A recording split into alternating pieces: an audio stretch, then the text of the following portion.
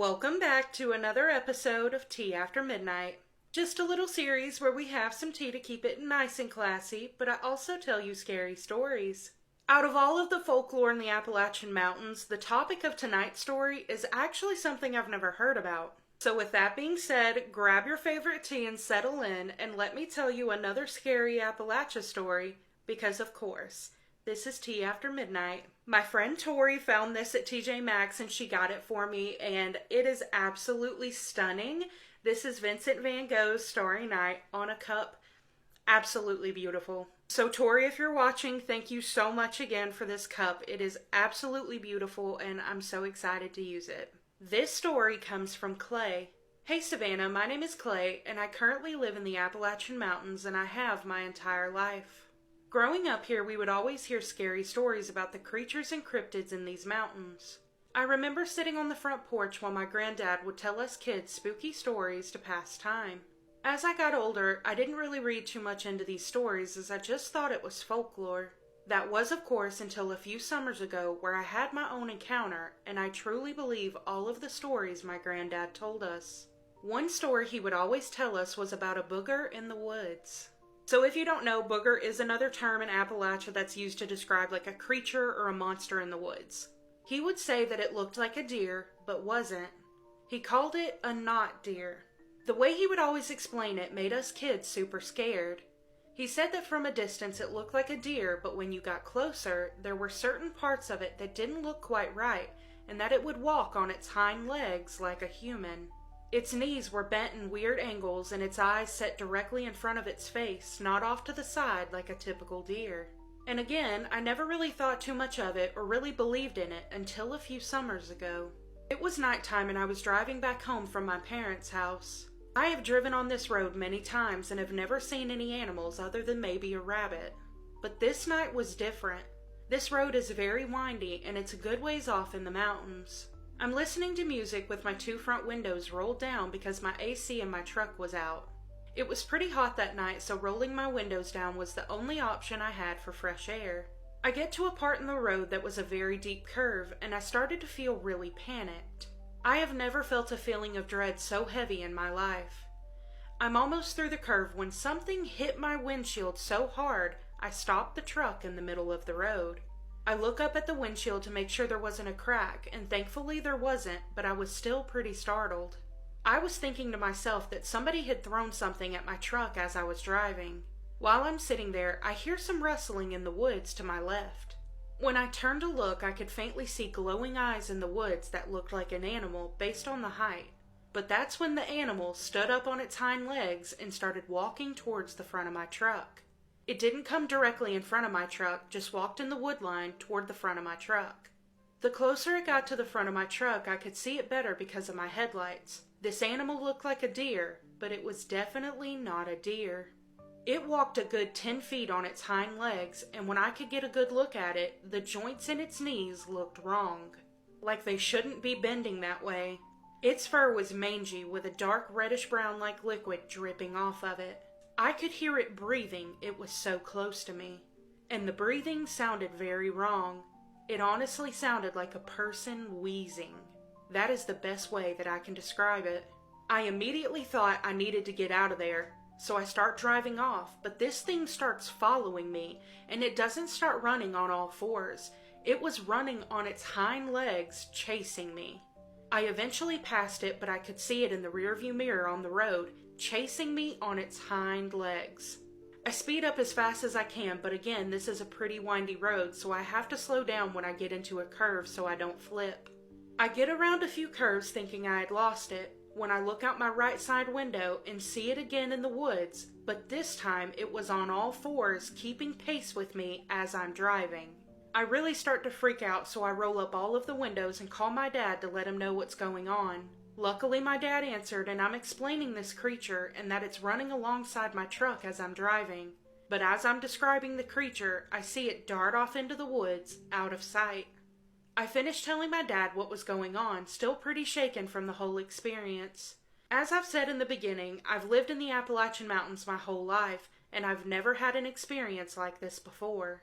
I've heard some pretty creepy stories, but never really believed anybody. But after that night, I have a whole new perspective when someone tells me a scary Appalachia story because I've been through one myself. When I got home that night, I thought about the story my granddad would tell us about the not deer and how the thing that I saw looked exactly how he described. So I started doing some research, and from the best I can tell, I definitely encountered a not deer that night. As much as I would like to say that the folklore of the Appalachian Mountains is just that, I can't explain what I saw, and anyone I tell the story to can't explain it either. But now I just wonder if Granddad saw a not deer as well, and I'm really curious to know how his story went. Thank you so much for taking the time to read this. It might sound crazy to some, but I know what I saw, and I really pray that I never see it again. So going back to the beginning where I'd mentioned that I'd never heard of this before, it is true, I've never heard of this in Appalachian folklore, so this was definitely a new one for me. But I ended up doing my own research after reading this story because I wasn't too sure what it was, so I did my own research, and it's something compared to a flesh pedestrian, if you will. Bear with me, I hate saying the other word, so flesh pedestrian will have to do on this series, but it is very creepy to me. But the part about it being on its hind legs, like I've known deer to stand up on their hind legs if they're trying to like reach something out of a tree to eat or something like that. But it to actually walk a good distance, 10 feet, they said, 10 feet walking on its hind legs and then chasing after them on its hind legs. That part sends shivers down my spine. They're trying to go down the road and take these curves as fast as they possibly can without flipping. And the deer, the not deer, runs beside it on all fours and it's keeping pace with the vehicle. That freaks me out. That freaks me out that it was keeping pace with them as they're driving down the road. No, absolutely not. But Clay, I do want to say that I'm so sorry you went through that. And I wholeheartedly believe you after doing some research and seeing some videos. I don't think it's out of the realm of possibility that that is something in the Appalachian Mountains. But that does conclude this episode of Tea After Midnight. If you have any personal scary stories you want to share, I would love to read them. You can share it to the email on the screen or the email in the caption of this video. As always, you guys, thank you so much for watching. I hope you have the best night. I love you, and I'll catch you in the next one.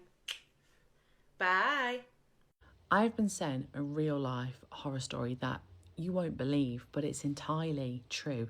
We're going to call the person that sent me this Sarah, and Sarah now lives in the UK, but all of this happened when she was in France. So growing up, Sarah's mum was quite protective over her, not in a normal way of like having curfews, protective over her that she wasn't alone with her grandmother, which Sarah always found quite suspicious but didn't really know as to why. When she asked her mum never really got into it. She just said, I don't want you alone with her. Until she was about 15, Sarah obeyed this rule. And then one day she was walking home and her grandma was outside of her house and just offered her to come inside. And she said, yeah, you know, she's a grandma, never done anything wrong. She goes inside her grandma's house. And that's when Sarah learns why her mum didn't want her being alone with her grandma. So Sarah's grandma sits her down on the sofa and starts chanting this weird kind of ritual prayer. She doesn't know what it is, but it's a different language and she's chanting. Then Sarah's grandma does something really terrifying, comes right up close to her face and whispers to her, your firstborn's going to be a son. And then steps away, puts her hand on Sarah's stomach and continues to chant. Sarah feels like she's glued to this sofa and is so scared that she can't move. Her grandma eventually stops and goes into the kitchen. That's when Sarah takes a chance and gets out of that house, but she doesn't say to her mum what's happened. She keeps it quiet. Anyway, fast forward 3 years, and on her 18th birthday, Sarah finds out that she's 7 weeks pregnant. And guess what she's having? She's having a little baby boy. Now, at the time, her and her boyfriend were looking to move out of her mum's house, but her mum really didn't want her to. Her mum said, you need to be safe, you need to live here with me. But Sarah wasn't really having any of it because she wanted to start a family with her and her baby's dad. Sarah said during this time, weird things started to happen. She started to have nightmares of her grandma coming and stealing the baby, and she was pretty certain that she was dreaming of the devil or demons taking her baby away. She confided into her mum about these dreams, and her mum just said, just ignore them, don't give them any attention because they won't go away. Anyway, Sarah's boyfriend finally finds them a house to live, and it's not too far away from their family. And this is when things start ramping up after the baby's born. Weird, scary things start happening. Cupboard doors start opening and slamming shut. Bedroom doors start opening and slamming shut. Glasses are smashing randomly. As the baby gets older, he starts developing his first words. Mum, dad, bed, whatever babies say. I've got one, I should really know. But something that this baby starts to say is goats, and starts pointing in the corner, laughing and saying goats. Now, what was Sarah dreaming of again? And what kind of looks like goats? These things wouldn't happen all the time, so again, they just kind of learnt to live with it. And when something strange happened, they just laughed it away. You know, babies say weird things. Then when her baby was around 2 years old, he started getting up in the night and crying, saying, somebody's going to take me away. Or he'd say, take me away, take me away. And they just reassured him that he was fine, he'd be okay. And they put a baby monitor in his bedroom. And that's when sometimes they'd wake up and just see their little boy just standing and staring into the baby monitor, just staring at them. Sarah said this really creeped her out. I mean, it'd creep me out if my kid was doing weird shit like that, no matter what age. This is when this story gets even weirder. So one night, Sarah wakes up and she looks at the baby monitor and her son isn't there. This happened in 2021 and he's 3 years old. She doesn't panic at first. Sometimes he will just wander around the house. So she gets out of bed. She can't find her son anywhere. This is when she wakes up her boyfriend. He can't find the son anywhere either. They check all the doors. It's locked. The windows are shut and locked, and they have alarms. So if anybody entered the house, it would have tripped the alarm. They can't find the son anywhere. Obviously, they start to panic, and before they call the police, she calls her mum and says, I can't find my son anywhere. And this is when the mum reassures her and says, I think I know where he is. I think he's with your grandma. Obviously, Sarah's freaking out and saying, what do you mean he's with grandma? What's going on? And she's demanding her mum tell her answers. This is when her mum says to her that her grandma is in a cult, has been her entire life, and believes she has sold her son's soul to the devil or a demon for wealth. Okay, like what do you say to that? Sarah's obviously flipping out, saying, I'm going to call the police. And her mum says, I'm going to get your son, don't worry. 20 minutes later, her mum arrives at her door with her baby boy, and Sarah's just over the moon to see him. Obviously, she's got 1,000,001 questions, but her mum doesn't want to answer them. All she's saying is, you need to come home with me until you find somewhere else to live. The reason why Grandma and her little cronies were able to get inside the house was because the landlord was part of the cult, and I guess they knew about it all along. The same year, Sarah and her family moved to the UK, and in the December of 2021, her grandmother died by allegedly slipping in the bath and breaking her neck. However, Sarah says that's very unlikely, considering her grandma didn't use the bath for 15 years and had a separate shower room. She says nothing else weird has ever happened, thankfully. However, she says her baby boy's eyes have never been the same colour again. He had beautiful blue eyes, and now they're a much, much darker colour, and she says it changed that night. I will hand on my heart say that I am terrified of cults. They seem to only exist in movies for me, and when I hear stories about them actually in the real world, it's terrifying. Like, I never, ever want to come across anybody in a cult. Please, ever, leave me alone. But I told you, that story is completely unbelievable. And Sarah, even at the bottom of her email, said, I know you're not going to believe this, but it's entirely true. What do we think? How do we unpack this together? All right, Mama, you said that, first of all, how you doing? I'm doing good. And you said that even in this house that you in now, that you be feeling ghosts too? I can still feel them. I don't see them, but I can still, because I block them out of my mind because I don't want to see them no more. Okay. I can still feel them. Like, it's like I can be in my kitchen, and I can be washing my dishes. Nobody helping me. And I can just feel them standing behind me because I done told them before, I don't like you standing behind me. You would tell the spirit that? I tell them, don't stand behind me, And then so when I can still feel them standing behind me, and I just start saying, y'all petty, y'all some petty ghosts. I know it sound like it sound made up, but it's the truth. That's what I say. And they still be. I can still feel them, just like I'm looking at you, but I can still feel them standing behind me. Right. You can feel them, but you can't just see. You can't see. I don't see them, but then they start getting stronger, and I can feel his presence Stronger. Like is it like it's getting closer to you? Yeah. Like almost like it's finna touch you or get on you. Like they're standing behind me. Mm-hmm. And so them like they don't move, I just start singing. I just start singing the Mississippi Po' Boy. I love this song. How that song go? It goes I was born in a shack, y'all. The clothes were things that we put on our backs. My mommy and daddy, they did the best they could. And daddy always told me, little girl always being good. You know that the Lord been good to you. But I sing mama. That song. That's good. And every time I sing that song to them, and they gone. They leave. Just off that song? It's off that song, they be gone. And that's the song that I sing every time I feel them. Every time I feel them, every time I feel their presence, I start singing that song, and they gone. They flee. And you felt ghosts, is it only in the kitchen when you feel the ghost? Yeah, only in the kitchen. I don't feel them nowhere else, just only in that kitchen. Really? So you never felt them in bed or nothing? No, I don't never feel them in the bed. It's just, I don't feel them in my room. I don't feel them in here.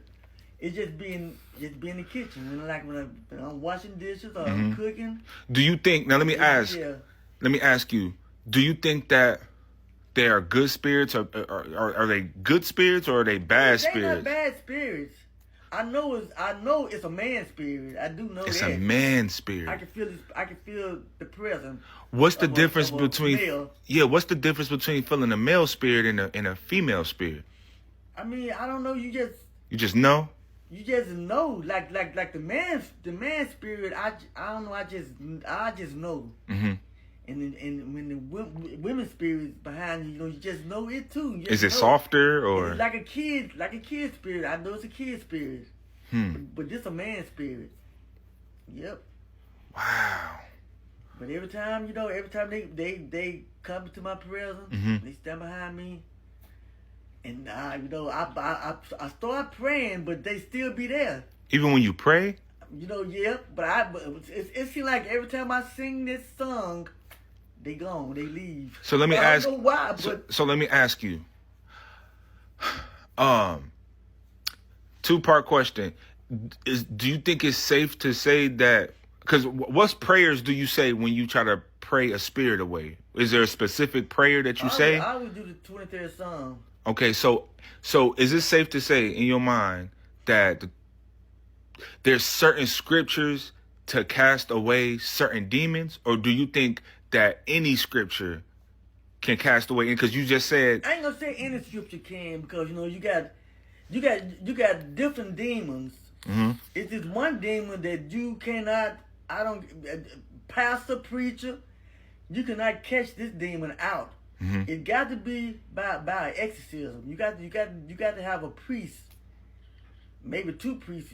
What type of demon is that? Does it have a name? Yeah, it got a name. I can't think of the name of it. But Is it? Remember that story you told us that when your friend had 21 demons in her, and when you asked who is the demon, it said, "My name is Legion, and there are many of us."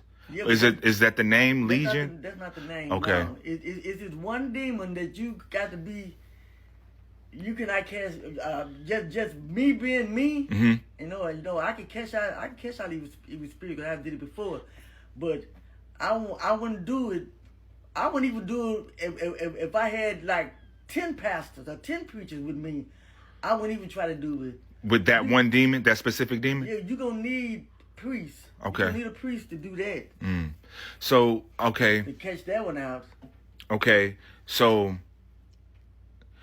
you said that when these spirits come behind you, and the psalm that you would read off is the 23rd Psalm, right? Yeah. That's supposed to be one of the most powerful psalms that you can read to cast the demon off. That's the one that I always use. Okay, and it works all the time. Right, but when you said the spirit was behind you and you would say the 23rd Psalm, it wouldn't go away, right? Look, it would still be there. I'm gonna tell you, a ghost Well, ghosts and demons are different. Ghosts won't hurt you. Mm-hmm. You just can't fear them. You can't fear like a ghost spirit if it's in your house or wherever you see it. Mm-hmm. I mean, don't ever fear them. They'll leave. But a demon, that's what you got to fear. Those what you got to fear. Can demons hurt you? They can kill you. Without getting inside of you, can they kill you? Yeah, they ain't got to get inside of you. Demons. Trust me, I ain't experienced it. You can ask anybody in my family. You can ask anybody in my town. They will tell you. So let me ask the second part of my question. You said that you would say the 23rd Psalm to the spirit that would be behind you when you were in the kitchen, and it wouldn't go away. You would I instead of I didn't say the 23rd Psalm. I said I started praying, but I didn't say the 23rd Psalm. Okay. I just started singing that song because I know every time I sing that song, they'll go away. These ghosts are light lighters or whatever you call them. They not right. They not. These are not out to hurt you. So let me ask, with this spirit that pops up behind you, and they don't frighten me. Right, and they don't frighten you, and you say that you don't think that they're there to harm you. Yeah. Do you think it is a spirit or an ancestor that's coming to visit you because you would sing this specific song? I don't think it's not one of my ancestors. Okay, so it's just it's just a spirit. What do you think it wants? Do you think it wants something? Do you think it needs help to cross over? Do you think it wants to ask you questions? I tell them all the time, if you want me to help you, stand side of me. But they never do. They never stand side of me. They always appear in the back of me. So do you think that is? I mean, I can go look. Don't get me wrong. I can get rid of them because I have told them, if you don't bother me, I won't harm y'all. Because I can stage them out anytime I want to. Right. So, do you think? Is it the same spirit that pops up? Do you know if it's the same spirit or if it's different spirits? No, it's the same spirit because I can feel it. I can feel it, the same presence. I know it's the same spirit. Why do you think that specific spirit comes to visit you? Do you think it's somebody that may have passed away in this building, or maybe somebody that passed away in this apartment? Yeah, it might be somebody passed away in this apartment, and it's a white spirit. It's a white person. Man. Okay, a white man. Not a black one. Can you tell if it's an older person or if it's a like younger person? I feel it present like being in the 40s. Okay. Maybe 40, 41. Yep. Wow. Okay. Well, that's pretty much all the questions I got for you, Mama. But that's a crazy story, and yeah, man, I still can't believe that you even can still have this ability at after all these years, because you said it started when you was what, 4? 5 years old, and from 5 years old all the way up, you still having these same experiences. And is there anything you want to tell anybody before before we leave? Well, the only thing I can say is if you see a ghost, whatever they call them, spirits, don't be afraid. Don't be afraid of those. Don't be afraid of ghosts, because they can't harm you. They can only frighten you. But the more fear that you let them put in you, the stronger they can get. Okay. Hello and welcome back to a series of spooky stories, The Haunted Tea Spill. This series is brought to you by all things spooky and ungodly amounts of paranormal activity. Here's my necklace. It's cute. Wear it every single day.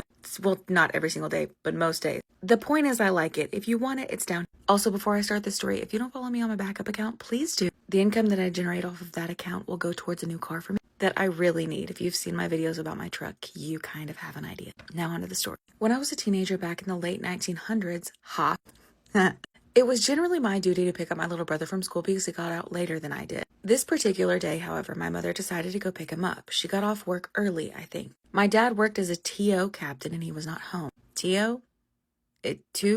He was on the boat at the time, so I was home by myself. I was sitting on our sectional couch in the living room because it was quiet at home, and I needed to study for an exam that I had. I was probably a senior in high school at the time. The end of the sectional that I was sitting on looked down our hallway. There was a large square mirror that hung in our hallway, and across from that mirror you could see my parents' bedroom door. When the door was open, you could see into the room. Since it was just me home, I hadn't been to that part of the house, so the doors were all shut in the hallway. My bedroom was the first door on the right. My brother's bedroom was the second door on the right and was across from my parents' room. I didn't have the TV on. I didn't have the radio on. Back then, we didn't have cell phones, so there was nothing else to distract me from studying. What a time to be alive, you know? All of a sudden, I hear footsteps coming down the hallway. Pardon? Keep in mind again, I'm the only person in the house. Yeah, that's the problem. I see a shadow on the mirror in the hallway like someone had walked past it. Ooh, even fucking worse. Also, at the same time, I hear something in my parents' room fall and hit the floor. I got up very quickly, got a huge kitchen knife because I'm convinced at this point that someone had broken in, and I guess my 16-year-old brain thought that it was a good idea to search the house. Why? Why is the first instinct not to hide and call 911? Duh. Not duh. Not duh at all. No one was in the house. There was no sign of anyone trying to get in the house. Beginning to think that I was just crazy, I went back in the living room and started studying again. Then it happened again. Footsteps. This time, though, whoever or whatever it was wanted me to know that they/it was there. It didn't want you to know the first time. I'm pretty sure that it also wanted you to know the first time. The shadow stood and stayed in the mirror till it was certain that I had seen it. I very calmly got up, gathered my books, picked up the knife, and walked myself out of the room backwards until I got to the back door. See, that was smart. I like that decision. I went outside and I sat under the carport until my mom got home. The second incident also occurred when I was home by myself. I need these motherfuckers to try and fight when there are other people around as well. This is not a 1v1 type situation, okay? I was going somewhere with my boyfriend, so I had to take a quick shower. Before I got in the shower, I laid out all of the clothes that I was going to wear. I laid my outfit on my bed. It was on the corner of my bed. I know exactly where I laid it. I took a shower, and when I got out, I went to my bedroom to get dressed. The outfit was gone. I looked all over the house for this outfit that I was wanting to wear so badly. It was brand new, so I know that I laid it on my bed, and I know where it was. I looked everywhere for that outfit. It showed back up 3 days later in the exact same place that I laid it on the bed. Maybe it's a jealous ghost. The third incident occurred when Santa had come to visit. Santa? Santa brought me a specific toy. Well, it's not really a toy. It was a Ouija board. Santa? Santa? Do you mean Satan? Santa fucking bringing a Ouija board my ass. My brother is 6 years younger than me, so Santa Claus came and saw me for quite some time, lol. Later, Christmas night, me and Mama were talking, and she asked me if I saw the Ouija board that she had gotten me. Why would your mother do that?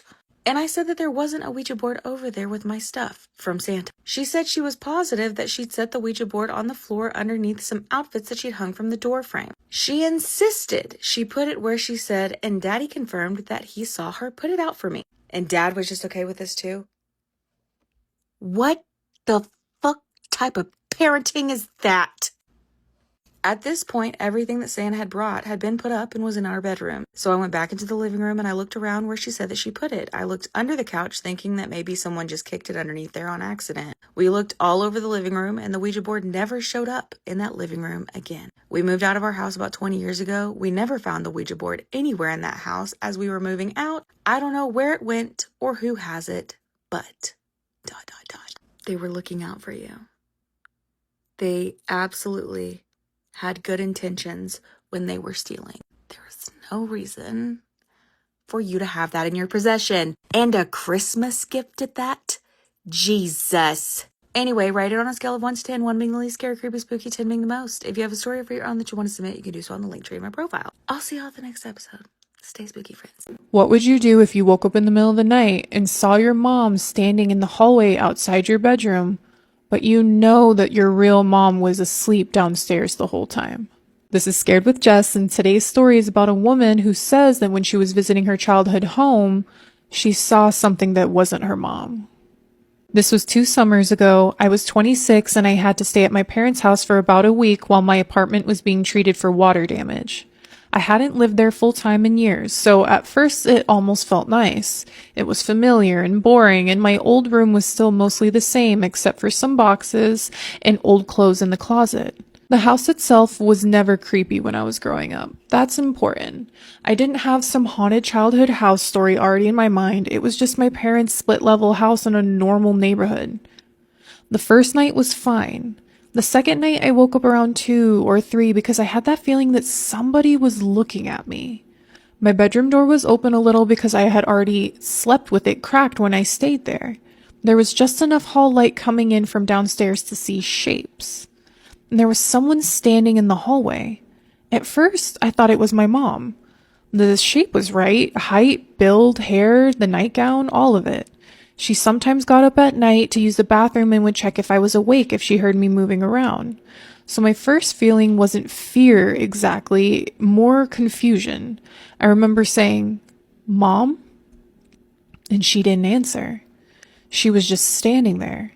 Not leaning on the wall or anything, not shifting her weight, just standing straight, facing into my room. I sat up a little and said it again. Then she turned and walked away towards the stairs. I got up and looked out into the hall, expecting to see her halfway down by then. But nobody was there. I actually went downstairs because I thought maybe she hadn't heard me. Both my parents' bedroom door and bathroom door were shut. I opened my parents' door a crack and my mother was asleep in bed. Dead asleep, even snoring. And I stood there for a second feeling stupid, then went back upstairs and told myself I had to have been half dreaming or something. And the next night, it happened again. This time I woke up already looking towards the doorway, which is one of those details that still bothers me. Like some part of me knew before I was fully awake, and there she was again. My mother. Or something that looked enough like her to hit my brain the same way at first. But something about it was off faster this time. I think because I'd seen her once already, the face was too still. That was the first thing. It wasn't blank exactly, it's just too fixed. My mom has this tired look when she wakes up in the middle of the night, and this wasn't it. It looked like my mother's face held into place. I said, "Mom, stop." It tilted its head a little, not much, just enough. And then in my mother's voice it said, "Come here." I did not move. I remember the cold going all the way through me. The body shock feeling where your hands go numb first. And then it smiled. It wasn't a big smile. That would have been easier to tell people. It was my mother's smile, but wrong. A soft smile she would maybe use on a child, not on her grown daughter at 3 a.m. from the dark hallway. I started shouting for my dad, and the hallway was empty before he even got upstairs. My parents thought I had a nightmare. My mom was annoyed more than anything, which honestly made me angry because I knew I had been awake. My dad checked the whole upstairs anyway, and then downstairs, and then even outside because once he was up, he was up. But there was nothing. The next morning, my mom joked that maybe I was just reverting to being scared in my childhood home again. I almost left that day, and I really should have. Instead, I stayed because I didn't want to feel ridiculous over something that I couldn't prove. What made it worse was that after that, it stopped only happening at my bedroom door. One evening, I was brushing my teeth in the upstairs bathroom and saw my mother in the mirror standing in the hallway behind me. I turned around right away, but nobody was there. I started keeping my bedroom door shut after that, but it didn't help. If anything, it made things worse because now I'd wake up and hear her voice from the other side of it. Just the same voice, low and patient, and saying my name. Always sounding almost normal. And that was the part that got to me the most. If it had sounded monstrous right away, I would have known what to do, or at least what not to do. But it always sounded close enough to my real mother's voice that some part of me kept wanting to answer. And one night, I almost did. I woke up because I heard her outside the door say, "Honey, open up." Exactly the way my mom says it when she's trying not to make something sound serious. I was halfway out of bed before I remembered to check my phone. It was 3:11 a.m. And then from downstairs, I heard my real mother cough in her sleep. I sat back down so fast that I almost fell. Then the voice outside my door changed. Not all at once. It didn't go from mom to demon growl or something obvious like that. It just got a little deeper, a little flatter, like it was tired of trying. And it said my name again, but this time it sounded irritated. Then it said, "Come out of here right now." I did not sleep at all after that. I packed most of my things before daylight, and the worst night was the last one. I had pushed a chair under my bedroom door like that was going to do anything, and I fell asleep with the lamp on because I couldn't keep myself awake anymore. I woke up and the room was dark. The lamp had been turned off. My chair was still under the door, but the door itself was open anyway, just enough to leave a gap outside the frame where the chair hadn't stopped it. And she was standing there, closer this time. I could see more of her face than I ever did before. It still looked like my mother, but the details were wrong in a way that's hard to explain. The eyes were too dark, the skin around the mouth looked stretched, and her hair was hanging wet around her shoulders, even though my mom always puts it up at night. I think I finally understood in that moment that it wasn't trying to look exactly like her. It was just trying to look enough like her. I started crying and grabbed my phone and turned the flashlight on. It was gone as soon as I turned the flashlight onto it. Not walked away, not halfway down the hall, just completely gone. And I ran downstairs with all my stuff and sat on the kitchen floor until my parents woke up. My mother took one look at me and stopped making coffee. My dad asked what happened, and I said I was leaving. I finally told them all of it then. Everything that happened with the hallway and the voice and the bathroom mirror, all of it. My dad didn't say much. My mother did at first, saying, maybe it was stress or bad sleep or just the old house noises, everything that I expected her to say. And then I mentioned one thing I had not told them before. It kept its left hand hidden behind its back. And my mother went completely quiet. I asked why. She sat down at the table and said that when she was a kid, the woman who had owned the house before them had died after the husband had cut off her hand and then drowned her in the bathtub. I asked how she knew that. She said because when she first moved in, years before I was born, she had seen a woman in the upstairs hall a few times at night, and the hand had bothered her too. Then she told herself it stopped. I left that morning. I haven't slept in that house since. My parents still live there, and my dad says nothing has happened in a long time, and my mom doesn't really answer when I ask. The reason I'm sending this now is because last Christmas I was over there in the afternoon and went upstairs to use the bathroom, in broad daylight with a house full of people, and when I came out, I glanced down the hall towards my room, and just for a second, I saw my mother standing there, smiling at me. My actual mother was downstairs in the kitchen. Anyway, good luck sleeping tonight. I got an email from a girl saying that she had a terrifying experience with some type of creature that was mimicking Santa Claus. This story is nightmare fuel. So when Ashley was like 7 or 8 years old, she was in her bed and she was waiting for Santa Claus. She was super excited for Santa Claus to come, so she couldn't fall asleep. So it was around 3 or 4 a.m. at this time. Ashley and all the kids in her family had a personal tree in their room, and it was tradition in their household that Santa Claus would come into their room and he would leave one present underneath that personal tree. Like I said, she was super excited and she was really having a hard time falling asleep. So she's just laying there wide awake, like staring at the ceiling, when all of a sudden she hears this big boom on top of the roof. It sounded like a loud crash, a big bang. Now, she is certain at this point that Santa and his reindeer are on top of her roof, and she is terrified at this point because she's like, oh my God, if he comes, there's no chance he's coming in my room if I'm still awake. So she's just laying there trying her hardest to fall asleep when suddenly she hears creak. She suddenly got this excited feeling in her gut, but this was not a good excited feeling. This was like pure anxiety. So she starts to get really nervous and scared, and then she hears it.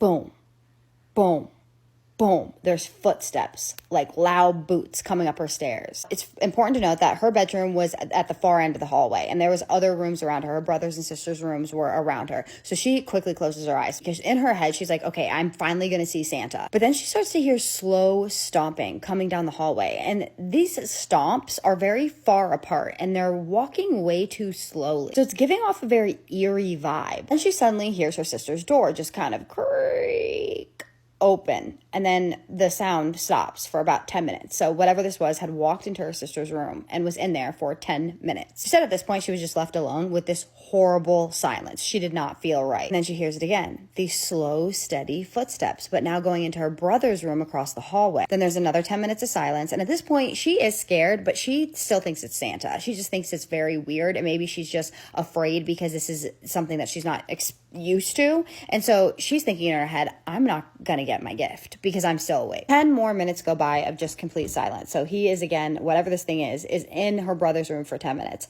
And then she hears it walk out of the room, and she hears it pacing between rooms in the hallway. Finally, she hears this boom, boom, boom, like loud stomping, but it's coming towards her room now. Then she hears something that really unsettles her, because as this thing is stomping down the hallway, it starts to take what sounds like nails, and it's just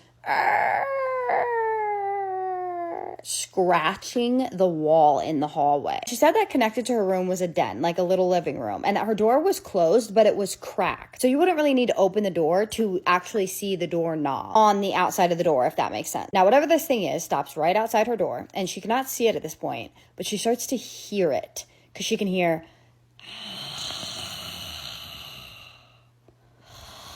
She said that it was breathing right up against the crack of her door. It was allowing her to get a sense of how scratchy and low and weird it sounded. Then she starts to realize that this does not sound human. 30 minutes go by that this thing is just standing outside of her door, breathing. There is a little problem. She had to use the bathroom really bad, and this thing did not sound like Santa. She did not think that this was Santa anymore, and she was too afraid to get up and go to the bathroom. 20 more minutes go by of this until she sees something that still terrifies her to this day. She sees an extremely long arm reach for the door handle, and it's obviously connected to a hand, and these fingers are so big and long, they do not look human. None of it looks human. She said that the fingers were so big, they didn't even look like they could even wrap around the door handle, but they did. They did, and they opened the door, and then she saw the texture, and she said it looked so rough. She also said that it was shadowy, too shadowy to be a regular human. She then said that after this thing opens her door, it then shuts her door really quickly, and then it just starts walking up and down the hallway. It walks down the hallway, it comes back, it breathes into the crack of her door, opens her door, shuts it, and then walks down the hallway. And it repeats this pattern 2 more times. And it does this, and she said that she even heard it walking into her siblings' rooms again. Now, at this point, she's like, oh, I have to use the bathroom so bad, and there's no way in hell I am getting up. And so she just screams her mom's name. And as soon as she screams her mom's name, the breathing just stops. As her mom is walking down the hallway, she can get a clear view when she opens the door of her parents' room, and she can see that her father is sleeping in her parents' room. So she knows that there's no way that this thing was her parents. Not that she was thinking that her parents would do this anyways. She asks her mom, like, did you hear anything? Did you, like, I heard something walking down the hallway. I saw its long arm and hand reach for my door. It was breathing in my door. Something not human was just here. And our mom is like, no, you're tired. Like, you're just tired. You're seeing things. You need to go to sleep. Ashley says, I was wide awake. I know what I saw. And she said that Christmas morning was almost there. It was now 5:30 in the morning. She slept for a couple more hours, and then she woke up on Christmas morning, and there was a gift under her tree. She said that this was incredibly abnormal, and that nothing else like this has ever happened to her again, and that she still wonders to this day what this was, because it wasn't her siblings, and it definitely wasn't her parents, and she has no idea what it could be. What do you guys think of this story? This creeped me out so bad. I don't even know what I would do. Especially being 7 or 8 years old, can you imagine how much that would traumatize you? Like, what you would think of Santa after that? I think every time I heard the word Santa after that, if that happened to me, I would just feel pure trauma. So I'm so sorry that happened to you, Ashley, because that's terrifying, and that kind of ruins your experience in relation to Santa. But what do you guys think this was? Has anyone else had a weird experience like this with Santa, or like the Easter Bunny, or anything else like that? I would be interested to hear a story like that if you do, because that is so weird. What do you guys think it was some type of cryptid, like pretending to be Santa, kind of preying on the naivety of a child? I cannot speak today. So I'd love to hear your thoughts, opinions, and suggestions on this story. I broke into a vampire's house not once but twice, and I have a picture to prove it. Lip gloss on so I can run this mouth. Now let me focus. Scary Story Time, Fright Night Files. I think I need to clear up that these aren't sponsored. It's just me using a different lip gloss as a mic every story so that I can make myself use the abundance of lip glosses I have and let you guys know which ones are my favorite. But our vampire boy, he responded. And if you haven't seen the first one, go watch that one. This is part 2. First of all, I would like to say thank you for posting the first story when I asked you to. You're welcome. Now, as promised, here is part 2. 3 weeks after Darren's little unauthorized field trip, which again, he did without telling me, and I'm still annoyed about, I went back to the property, alone, on purpose, with a plan the way things should be done. I want to walk you through my preparation because I think it matters, and also because I want you to understand that I am not the kind of person who walks into something like this empty-handed. I brought a wooden stake. Hand sharpened, not something I bought, something I made, because if you're going to do something, you do it right. I had 2 vials of holy water that I'd gotten blessed by an actual priest. Well, yeah, that's who would bless it. Carrying on. Which was an interesting conversation I will not get into right now. Thank you. I had a silver crucifix that had belonged to my grandmother, which felt both practical and appropriate. I had a full bulb of garlic. Dude, which I know sounds ridiculous. Okay, he knows it. And I genuinely do not care what you think about that. Okay. Because the research supports it and I trust the research. You do you then.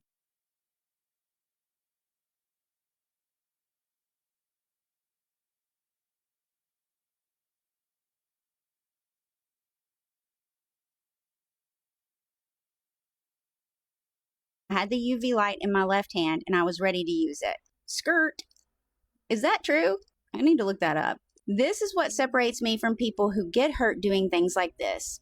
I don't go at midnight with a flashlight and a prayer. I go at 11 in the morning in full sun with a plan and the right tools. Methodical, controlled, always. I arrived at 11. High noon was the target, and I wanted to be inside and situated. Maximum sunlight, minimum activity. Every piece of research I had said the same thing. Daylight is your window, and the closer to midday, the better. Whatever was in that basement was going to be at its lowest possible state of consciousness, and I wanted to be in and out before the sun started dropping. Smart. That's smart. The front door was locked this time. I'd anticipated that. The basement window was my entry point. Dude, I'd clocked it on the first visit and confirmed the dimensions from satellite imaging. 45 seconds to open it, 15 to drop inside. All right. And I have to tell you, I've been in a lot of strange places. I bet you have. I researched a lot of properties with histories that don't add up, but the moment my feet hit the stone floor and my flashlight cut through that basement, I stopped breathing for a full 3 seconds. It hit me before I even saw anything. Sweet and thick and wrong. Like flowers laid over something rotting beneath them. Like something had tried to cover up what was really in that room and hadn't quite managed it. I pulled my collar over my nose and I kept moving because that's who I am. But I want to be honest with you. Please do. That smell alone almost sent me back out the window. Almost. I'm glad you stayed because I want to hear what happened. And then my flashlight reached the center of the room and I saw it. A coffin, handmade, elevated on a low wooden frame, centered in the room the way an altar is centered. Deliberate, intentional, like the whole room existed to hold it. No dust on it, none. The floor around it was thick with decades of dust. Ew. The walls were gray with it, but the coffin was clean, tended, cared for. Stop, because it's giving big Guillermo vibes from What We Do in the Shadows. I walked straight up to it. I took out my journal and I documented everything. Dimensions, wood type, the way the lid was fitted, the absence of any hardware or nameplate. Then I took out the vial of holy water and I let 3 drops fall onto the surface of the lid. I need you to stop whatever you're doing and really hear what I'm about to tell you, he says. The wood darkened where the drops landed immediately, like a burn, but without smoke, without heat. 3 dark spots that spread slowly outward from each drop like ink and water. I took 6 photographs, only 1 developed. I stood there and watched it happen, and I did not move, and I did not make a sound. Then I pressed my hand flat against the lid. It was warm. Not room temperature warm, like pressing your hand against someone's back while they sleep. That's very specific. And, okay, ew. Something in there was generating heat. Something in there had a body temperature. And then I heard it. Low, slow, rhythmic. I held my breath so I could hear it better, and I counted it against my watch. 6 beats per minute. A heartbeat. Coming from inside a sealed wooden box. At 11 in the morning in full daylight, when whatever this was should have been completely, totally, deeply unconscious. I looked that up afterwards. I'm glad you did, because what? I looked it up more times than I want to admit. A person in a medically induced coma has a resting heart rate of around 40 beats per minute. A hibernating bear runs about 8. What? I didn't know that. There is no living human being on this earth with a resting heart rate of 6. Yeah, I believe that. So what's in there? I did not step back. Brave. I placed my UV flashlight on the lid next to my hand, and I stood there and I breathed and I got myself together. Then I took out my crucifix and I laid it on top of the coffin. Nothing happened for about 4 seconds. And then, from inside the coffin, I heard a sound that I have never in my life heard anything like, and that I will hear for the rest of my life, whether I want to or not. It wasn't a scream. It wasn't a growl. It was somewhere between the two. Low and resonant and ancient and furious, muffled by the wood, but absolutely, unmistakably coming from something that was aware, something that knew the crucifix was there, something that was not as unconscious as it was supposed to be. I grabbed the crucifix back off the lid. The sound stopped instantly. My hand was shaking. I'm telling you that because I think it's important to be honest. I had just confirmed everything. I felt something I was not expecting, being in the presence of something that was fundamentally out of my league. No shit, dude. I was still processing that when the smell changed. Oh, he's gonna get you. He's coming. 1 second, it was the sweet, rot smell from before. The next, it was metallic, sharp and cold, like a mouthful of pennies. We all know what that is. Like something ancient and predatory had just become aware of exactly where I was standing. And from directly above me, from the room where that basement door was, I heard footsteps. Run, dude. Should have been completely unreachable, and it was walking. Yeah, it's something else. Has he not clocked that there's 2? There's 2. Well, something's guarding it. Anyway, it's the room above me, and it stopped at the basement door. 3 deadbolts disengaged from the other side. Click, click, click. The door did not open. I had the UV flashlight in my left hand with my thumb on the switch. That's not going to do anything. That's not what's up there, I don't think. I had the stake in my right. I had positioned myself against the wall beside the coffin, not behind it, beside it, because I needed a clear angle of those stairs. I was ready. I told myself I was ready. And then from the other side of that door, right up against the wood, I heard breathing, like something pressing itself against a door and making a decision. And then, very quietly, so quietly, I thought for a moment I'd imagined it, a voice. 1 word, not a shout, not a growl, conversational, almost gentle. It said my name. Well, I have never moved faster in my life than I moved towards that window. I don't remember climbing out. I remember gravel under my feet, and then I was at my car, and the sun was bright and enormous, and I stood in it for a full minute. What? No. What were you waiting for? Before I could make myself get in and drive. I was 3 towns away before I stopped shaking. I do have the photo, and I'm sharing it with you now. This is from the 3 drops of holy water on the coffin. Believe it, don't believe it, it happened. Something's out there that's like a vampire, but something different. And I don't think anyone knows what we're dealing with. What is it? This guy is something else, right? But what do you think? What would be like a vampire but not a vampire? I am so confused. Old roommate disappeared for 2 weeks, and when he returned, he became obsessed with the number 47, believing it was the key to enlightenment. He was also convinced that he no longer needed food and water and could survive entirely off of sunlight. which led to him experiencing full-blown psychosis. This is Raquel's submission to Spooky Scary Storytime, and she wanted to share this just so people can understand how scary it is living with someone who is going through something like this. So when she was 19, she moved into a house with 6 other roommates. She's like, I know it was probably a bad idea at the time, but I was young, I was poor, I had no other options. 2 of the people living there were her ex-boyfriend at the time and a guy we're going to call John for this story. John is the focal point of this story. He was really good friends with Raquel's ex. That's how they initially met. But everybody in the house actually got along really well. It was really good vibes in the house. Despite having that many roommates, there was very little drama. And she said they actually had all talked about eventually buying a bigger property and all continuing to live together. The house this group shared was in a small Midwest town, and the story starts right after Christmas the year she moved in. She said it was an unusually warm winter, and so they had taken to hanging out on the front porch late into the night, talking, laughing, studying together, doing whatever they were going to do. John had been telling all of the other roommates about a girl that he had met.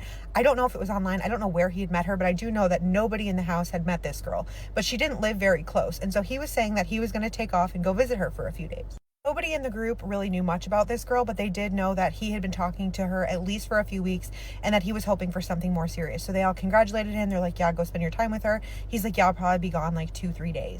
Kel said that up until this point, John had been nothing but kind, nothing but normal, no red flags whatsoever.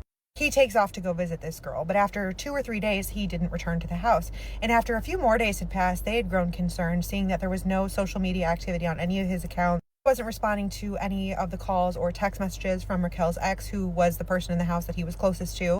So everybody in the house is like, where is John? What's going on with him? And they all started reaching out to him, but he didn't open up a single one of their messages. So finally, after 2 weeks, they decided they were going to contact his mom, asking if maybe he went home. And his mom's like, I haven't heard from him. I had no idea that he was missing. And she starts panicking. So now the whole house is panicking. His mom's panicking. And just when they're about to report him missing, he shows up back at the house. He walks in like nothing is wrong. He's totally normal. He's like, why is everybody freaking out? And they're like, you were missing for 2 weeks. Like, your mom is concerned. We were about to file a missing persons report. And he was like, no, I just got rid of my phone because I decided it was too constricting. Like, it's really not that big of a deal. Everybody needs to stop freaking out. And they're like, okay, well, you need to call your mom and tell her you're okay. And he's like, okay, I'll handle it. Everybody's like, that's weird, but okay. And John actually spends a lot of the time after he gets back in his own room. He doesn't really talk to anybody about the girl or what he was doing when he was gone. Nobody was too in his business about it. They just figured he would talk to them about it when he wanted to. So fast forward to that weekend, they decided to have a party and they all invited some friends. So the house is pretty full. They were all kind of laughing, talking, hanging out, and John was being unusually quiet. And finally, the topic just comes up of like significant others. And one of the roommates asked John, like, hey, how did it go with that girl? You never told us if it was everything you expected and why you were gone for so long. And he gets real quiet and he's like, I want to talk to you alone. And he pulls Raquel's ex and another guy that lived in the house aside. Apparently, he starts telling them how the girl didn't even matter, and he had this life-altering experience, and how the number 47 was just completely transcendental. So great, it's so powerful. They need to look into the significance of the number and how he is no longer the same old John.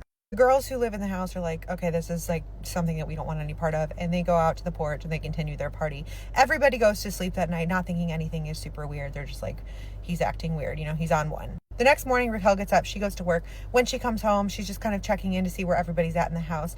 And a few people are at work, one person's in the shower. John's not in his room. So she goes down into the basement and she finds John in one of the other roommates' rooms, sitting in the middle of a circle made with kitchen spices. And all around her in the room, all over the floor, all over the walls, is the number 47. And she goes, John, what are you doing? He ignores her. He seems to be in some kind of trance. He's muttering something under his breath. He's looking at the number 47 all around him and dumping more spices on the floor. And she gets louder. She goes, John, what are you doing? Are you okay? He looks up at her with hate in his eyes and he said, you interrupted my conversation with God. And he gets up and walks upstairs as if nothing happened. So she's like, that's super weird. She goes out on the front porch. She starts calling her girl roommates. And she's like, this is what's going on. I don't know what's going on with him. It's really creepy.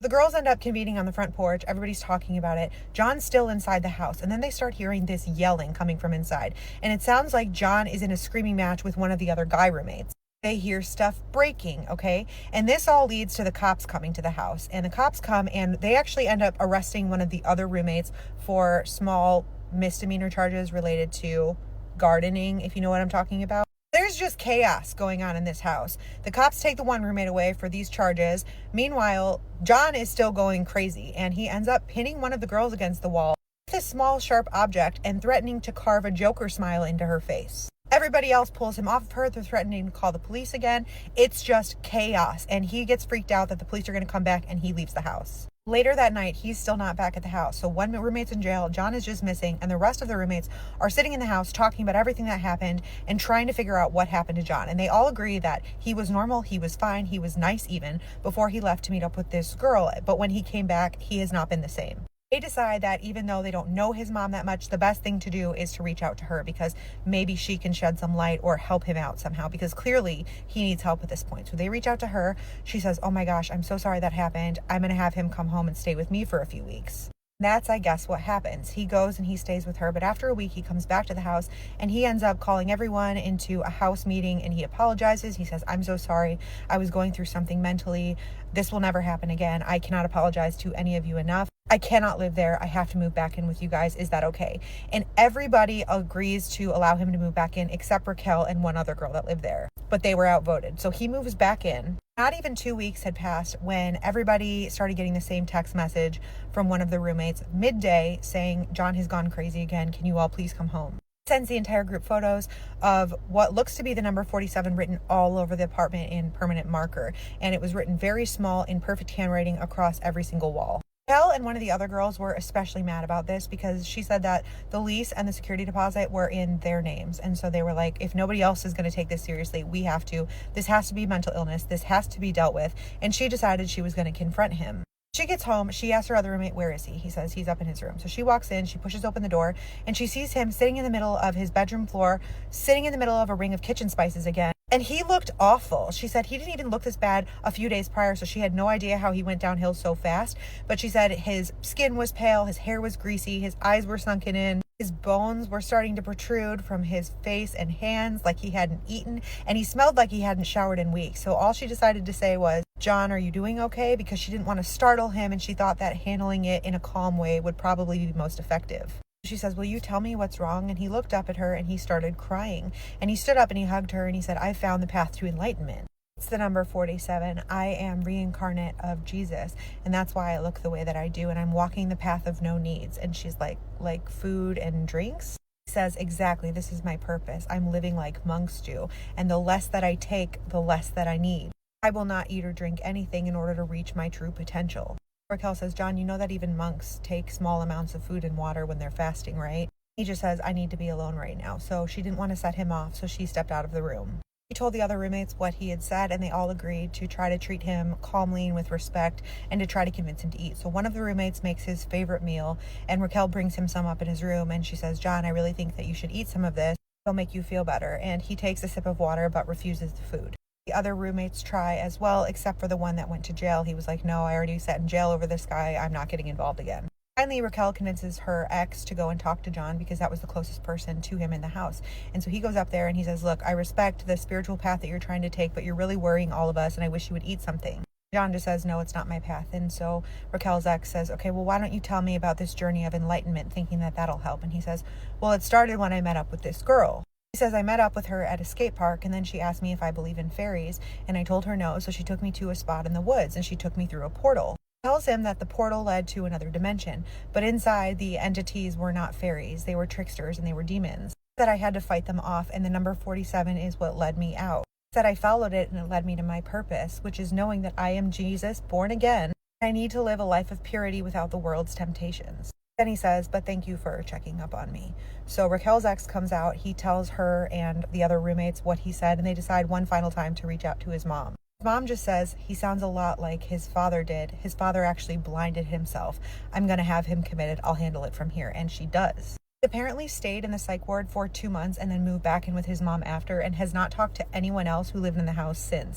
But she says after hearing the other story that I shared on this channel from the nurse at the county jail who shared the story of the patient with the obsession with the number 47, she said she's curious and it raises a lot of red flags, like what is going on with this number? She said, I'm sure it was just psychosis, but if anyone else has any idea of what he was talking about, please weigh in, because it was the scariest thing that she's ever gone through. Oh my goodness, the way this story ended gave me chills. This story comes from one of my followers. Her name is Annabelle. She starts off by saying that she's been hesitant to tell this story because there are some medical trigger topics. But backstory is important, so I'm going to give you all the details. Annabelle had a great aunt that she was very close with. Back in the 60s and 70s, unfortunately, her aunt's parents passed away, so Annabelle's grandmother actually took her in and raised her alongside Annabelle's father. So fast forward now to January 27th, 2021, Annabelle's great aunt ended up passing away due to a severe allergic reaction to the COVID vaccine. Also around this time, Annabelle was trying to get pregnant, and she had multiple miscarriages, had seen many doctors, and nothing was working. But then, lo and behold, one of those times, she finally did get pregnant, and this time it stuck. But unfortunately, around 30 weeks along, she started having major complications. So much so that she almost lived at the doctor. She was there 3 days a week. So then Friday, February 7th rolls around, and she was 32 weeks along at this point, and she had needed to be admitted to the hospital because they needed to get her blood pressure down. And unfortunately, all the efforts did not work, so she ended up having an emergency C-section. Side note, she mentions that the baby's father was absolutely of zero help during this entire experience. From C-section to recovery, he was pretty much useless. All right, so due to Annabelle's early delivery, that baby needed to be taken to the NICU right away. And poor Annabelle was trying to recover from the C-section. She was on all kinds of medications, and she could barely make her way to see her baby, so she needed to be wheeled over there. She also mentioned that come Sunday, she made her baby's father actually just leave because he was being more stress than help. Both baby and Annabelle had a decent recovery time, so whilst they were in the hospital, it was really frustrating for Annabelle because she was separated from her baby a lot. Annabelle mentioned that it took up until Tuesday until she really started sort of getting in that groove and feeling comfortable about being in her room alone while her baby was in NICU. She said that her nurse was super helpful, bringing her updates and pictures and stats of her baby to sort of give her some peace of mind and also allow her to rest and heal. The nurse even came in about every 3 hours just to check in on her. So that night, as Annabelle is slowly drifting off to sleep, she said she heard the sound of a sweet voice calmly singing, "You Are My Sunshine." That song happens to be her great aunt's favorite song. At first it stuck out to her, but eventually she just kind of shrugged it off and went to sleep. All right, so the next morning, her nurse comes in to check on her, and she asked Annabelle, "Hey, who was that blonde woman sitting in your room near you? She would stroke your hair every time you got restless." So this was very surprising because to Annabelle's knowledge, nobody was in that room with her. And after some back and forth between her and the nurse, she ended up pulling out a picture of her great aunt and she showed the nurse. Sure enough, that nurse identified that that woman sitting in the chair comforting Annabelle as she slept was indeed her great aunt. How awesome is that? It gives me goosebumps. Annabelle is interested in what your thoughts are. I'm going to tag her in this video, so let us know in the comments. And if you have a paranormal story of your own, I would love to hear it. And if you're new here, you gotta follow for more creepy story time. I never thought I'd be writing in my own experience until the other day. I'm going to call this In Bed With Me. To be brutally honest, I've never had a spooky or paranormal experience, so I always just enjoy the stories. And let's face it, everyone loves getting scared now and again. But never did I think something on this level would happen to me. For context, I'm female, around the 30 mark. Me and my friends all live close to one another, and it's common to have a few glasses of wine and stay at each other's houses. Gorgeous. This one particular friend has an apartment in an old manor house in the Surrey Hills, believed to once be bought for a lord and lady as their hunting lodge. For years, friends and her family have all said that weird things happen there. I've had a few weird things happen to me there over the years in this house. Doors closing, things moving, the generic stuff that no one has an explanation for. Last week, I was in the master bedroom, on the phone to my boyfriend at around midnight. Her mum was out of town. She said that she wouldn't mind. Both our other friends were already sleeping in other rooms. This room, by the way, is bigger than my whole house. Basically, a luxury suite with its own little courtyard off to the end of the bedroom. Beautiful. But something about that room gives me the creeps. It always has. 3:30 a.m. on the dot. I was sound asleep mid-dream. I remember the dream vividly. I was in the master bathroom trying to close the windows to stop something from getting in. Then all of a sudden, I woke up to something lying in the middle of the bed. It was a heavy weight I've never felt before. It brushed my back, quite violently and with a sudden weight. It was large, heavy, in fact. The bed sagged a bit under my weight, as if someone had just laid down next to me. In my sleepy state, I moved over, as if making room for someone else. I can still feel it now. I was lying on the right-hand side of the bed. I had cushions in the middle and there was nothing there. I instantly took off my eye mask and scanned the room. As I was trying to process what just happened, someone was standing in the left-hand corner of the room. It looked like it had a hood on or just some kind of dark mass. I immediately turned the light on. Nothing there. I was so scared, I grabbed my phone, 3:30 a.m. on the dot. I ran out the room and upstairs to my other friend and jumped into bed with her. She was snoring and wondered why the hell I jumped in her bed. I couldn't get back to sleep. The feeling still hasn't left me, and that was about 3 days ago. We all went about our day as normal, but I honestly couldn't shake the feeling of being touched by something. It felt bizarre, unnatural, nothing that I can even begin to describe. I eventually decided to tell my friend. I didn't want to scare her, she lived there 90% of the time. Her response was not what I was expecting.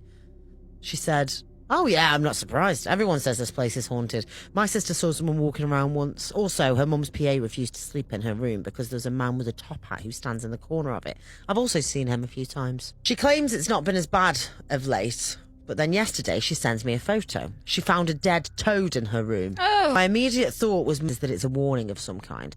Obviously it's gross and the dead toad was removed, but we have no idea how it got there. She has cleaners who come in once a week, and this looks much older than a week dead. I decided to Google the meaning of finding a dead toad. It can represent a dead end or stagnation in life. We all agree this house has something attached to it. I never feel alone. I stay here quite a lot, and I'm praying whatever tried to get into bed with me the other night hasn't somehow attached itself to me. I'll keep you updated in case anything else happens. Dead toad photo attached. That looks like a relic. Do you know what that almost looks like? It looks like some kind of talisman that a witch has. I thought that. Do you know what? Yeah. You know, like the monkey's paw. Yeah. That's old and dusty, and Yeah. it's like. Yes, absolutely. You're dealing with some dark magic there. Yeah, it's fairy, isn't it? Want to get creeped out? Have you ever heard of the Beast of Bladenboro? But seriously, actually, trigger warning for this one because it's super sad. In the winter of 1953 to 1954, something stalked Bladenboro, North Carolina. But this is why it's so sad. It didn't target people, it targeted dogs. And the way that they were unalived terrified the entire town. The first attack occurred on December 29th of 1953. It happened about 8 miles from Bladenboro, and witnesses described seeing the creature that did this and described it as sleek, black, and about 5 feet long. On December 31st, 2 dogs were found unalived near their kennels. I don't even want to describe how they were described being found because it's dogs and I can't, it's too disturbing and sad. But one of the most alarming cases was this man named Johnny. He had 2 dogs. One of them was unalived at 10:30 p.m. His father wound up wrapping the dog in a blanket. Shortly after, the creature came back and took the body, and at around 1:30 a.m. came back for their other dog and took that dog. I will say that these dogs, when they were found, were described as being as though they had been in the mouth of something very large. Things continued to escalate. This happened to another 2 dogs on January 1st, another on January 2nd, and 2 more on January 3rd. One of the strange things about the corpses was that there was only 2 to 3 drops of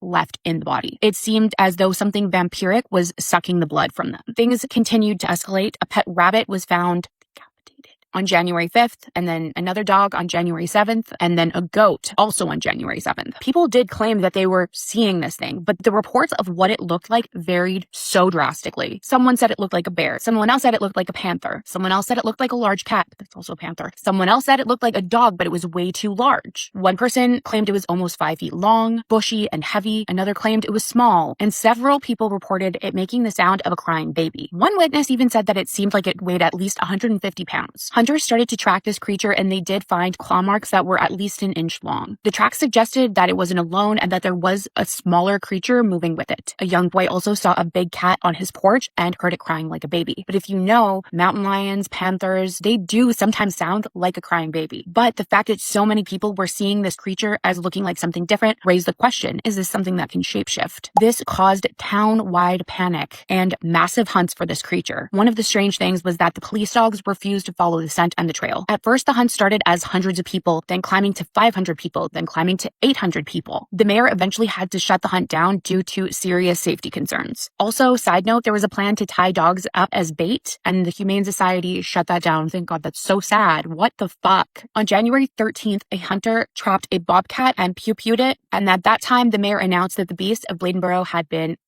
But that same day, someone else claimed that they saw the beast of Bladenboro and that they hit it with their car. And then yet a third person claimed to have hunted this creature as well. Of course, this could have been a panther, cougar, bobcat, mountain lion, wolf, coyote, the list goes on. And there could be a reason why there was no blood found in the corpses. Plasma does pool at the lowest points of the body and breaks down internally. External plasma could have been ingested by insects, and plasma could have been reduced by exposure and environmental factors. What do you guys think of this one? I just think it's fucking sad. I hate this one, but I saw a vampire, so I looked into it, and now I regret it. Sorry if you do too. People who work the night shift often have supernatural encounters. Now, there was a story that came out of Arizona. There's this man named Edward. Edward said he got a job right outside of the Navajo reservation at this small gas station. Now, he said his manager, this older Native American man, he told him before he started this job, he said, there's one thing you must know. There is a set of rules that I have when you work night shift here at this gas station. He said the first rule, now this is the most important rule. When it strikes midnight, you must lock the front door and do not unlock it ever until the morning. He said the second rule, if someone comes to that door and they want to come in after midnight, do not let them in. Even if it seems like they need help, even if it seems like someone you know, do not let anybody into the gas station after midnight. And he said, because they aren't really people. Edward's like, what do you mean? And he said, I can't talk about it, but just make sure you do not let them in. And he said, the third rule is you must keep the lights on all night long. Don't ever let the lights go out. And if the power goes out, you are to turn this lantern on and some of these flashlights, but do not let it get dark in here. And he said, the fourth rule, you must never answer the phone after midnight. He said, even if it continuously rings like someone important is trying to get a hold of you, do not pick up that phone. So Edward was like, okay, at the time he just kind of thought it was ridiculous, but he's like, all right, I'll do it. So he works at this gas station for several months, and he listens to what this man tells him. And he locks the door at night, and he keeps the lights on, and he doesn't let anyone in. Well, this one night, there was a really bad monsoon, and it was raining, and there was lightning and thunder, and it struck midnight on the clock. So he locked the door. At 12:01, he hears a knock at the door.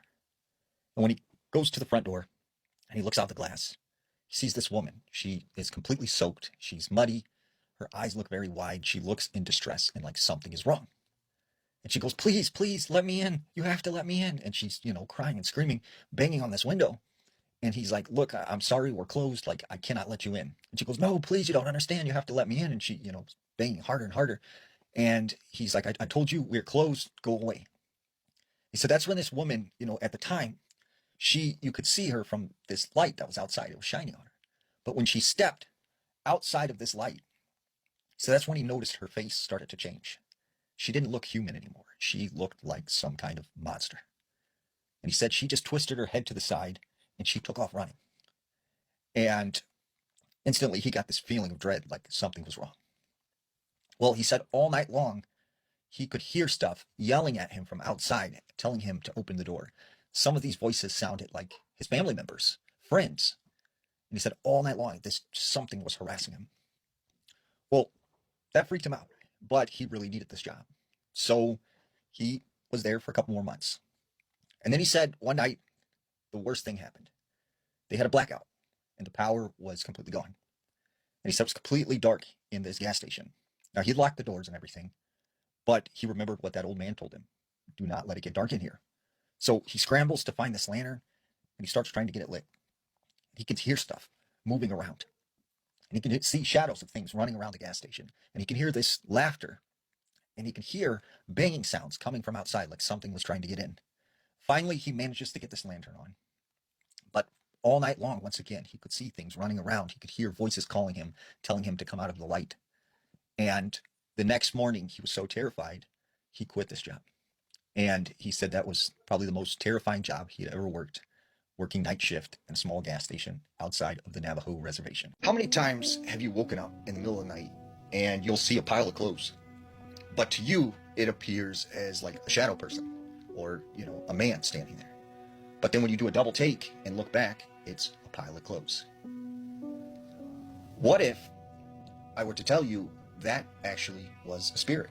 You were seeing a ghost, but your mind, right, in order to make sense of what you just seen, found something similar for you to focus on to give you the illusion that, right, you didn't see a ghost.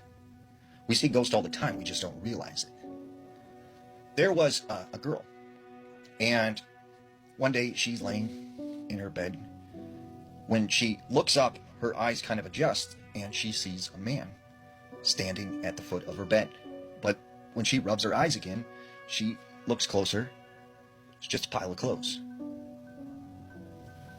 Every night, right, she wakes up and she keeps thinking that pile of clothes is a person. But she realizes, it's just a pile of clothes, so she starts just not paying it any attention. Then one night she wakes up, she sees the pile of clothes, thinks it's a person, and realizes, I have to get up and go to the bathroom. So when she gets out of bed and she walks towards this pile of clothes, she kind of pushes on it. But that's when she realizes she is feeling a chest. And she could feel like arms, and she could feel the muscle on the arms. And she realizes, like, wait a second, there is a person standing there. And when she runs over to her door and turns the light on, it's just a pile of clothes there. She goes and, throws the clothes down. There's nothing there. So, you see, we could be seeing spirits all the time. We're just not fully aware to it because our mind is trying to rationalize for us and keep us from experiencing anything supernatural. My grandfather worked in the military, but not the kind that you're allowed to talk about. So I never really knew what my grandfather did for work. Growing up, I was just told that he was in the army. But he never wore the uniforms and pictures, and he never talked about it ever. After he had passed away, we were going through his belongings up in the attic, and it wasn't anything crazy. It was like old books, some pictures, and then some military paperwork that I couldn't understand. Eventually we came across this locked metal box. It was kind of behind everything else, like it wasn't supposed to be found very easily, and there was no key to it. My mom kind of hesitated, but curiosity got the best of us, and we wound up breaking it open. And what was inside wasn't what we expected. There was no medals, no normal records, just like a bunch of folders. Unlabeled pictures, black and white photos of places that I didn't recognize, and then there was a list of a bunch of names on a page, but all the names were redacted. What stood out most were there a couple little notes with his handwriting on them, and they were very short sentences, and they almost came across as like warnings. It was things like, they're not always human, don't trust recovered memory, some disappearances are scheduled, not random. At first I just kind of wondered if it was paranoia, or some kind of PTSD, or some kind of classified like class training that got to him. I don't know, something like that. But then we found one folder that was different than the rest, and inside of it was a date, a location, which happened to be our town, and some names on it. People from our neighborhood, and some of them I did recognize from like old pictures and memories. Next to each name was like a little mark, almost like they had been logged. And then on the very last page of this notebook was a list of instructions, and there's one line that still gives me the chills. It said, if the subject retires or leaks, relocation protocol activates immediately. After that, we came across a newer document, and it was dated years after he had officially retired. It wasn't written by him, but it referenced him directly, and it said, no longer active, but still being monitored. Then it said something that didn't quite make sense to me.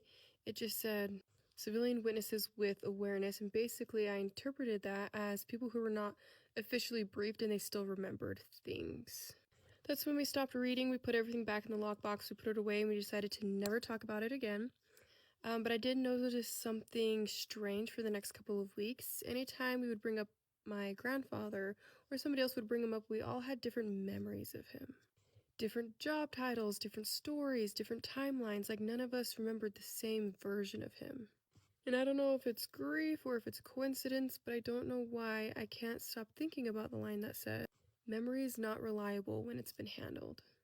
It just makes me question, have we all been handled or taken care of, and none of us remember it?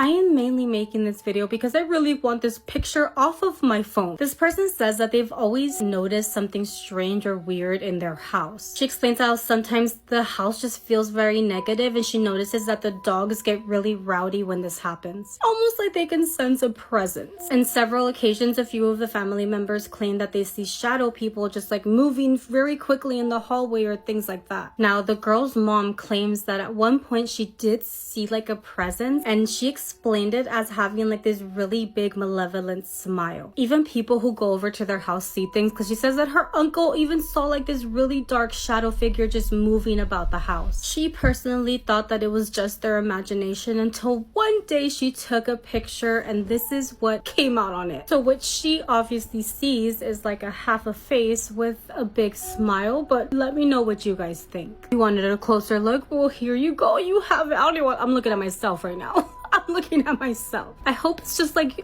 you know, some people who say, why can I not talk? You know how some people can see faces? Like, hopefully it's that. Hopefully it's that. Okay, this is scary.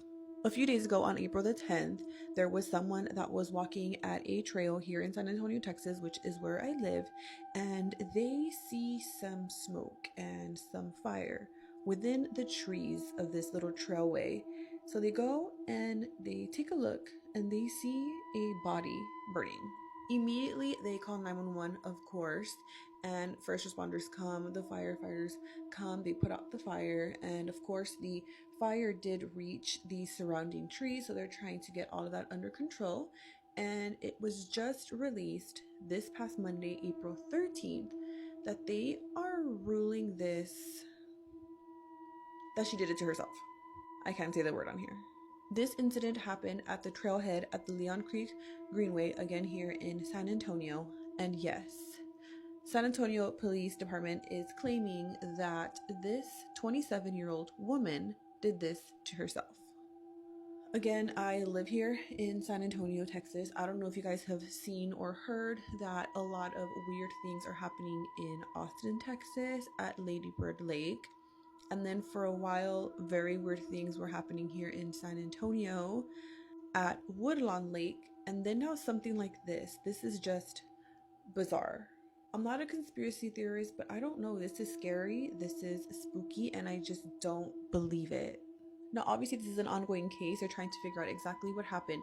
But for them to release only 3 days after that this is ruled that she did it to herself, I don't know. It's off. What do you guys think? I have a lechuza story time.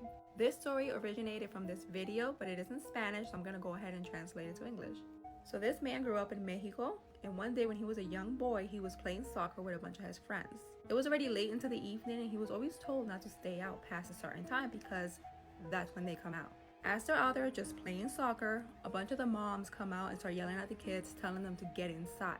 He's of course confused, wondering why everyone has to go inside and why is everyone in such a rush, that he asked his mom, and his mom then told him that there was actually a lechuza in one of the trees. She had been spotted up there and had been staring at the kids, making weird noises. He doesn't take this seriously at all and even mocks la lechuza. And then jokingly he says, if you really are what they say you are, tomorrow you're gonna come to my house and you're gonna ask me for lemon and chiles. And then he went into his house just like laughing about the whole thing.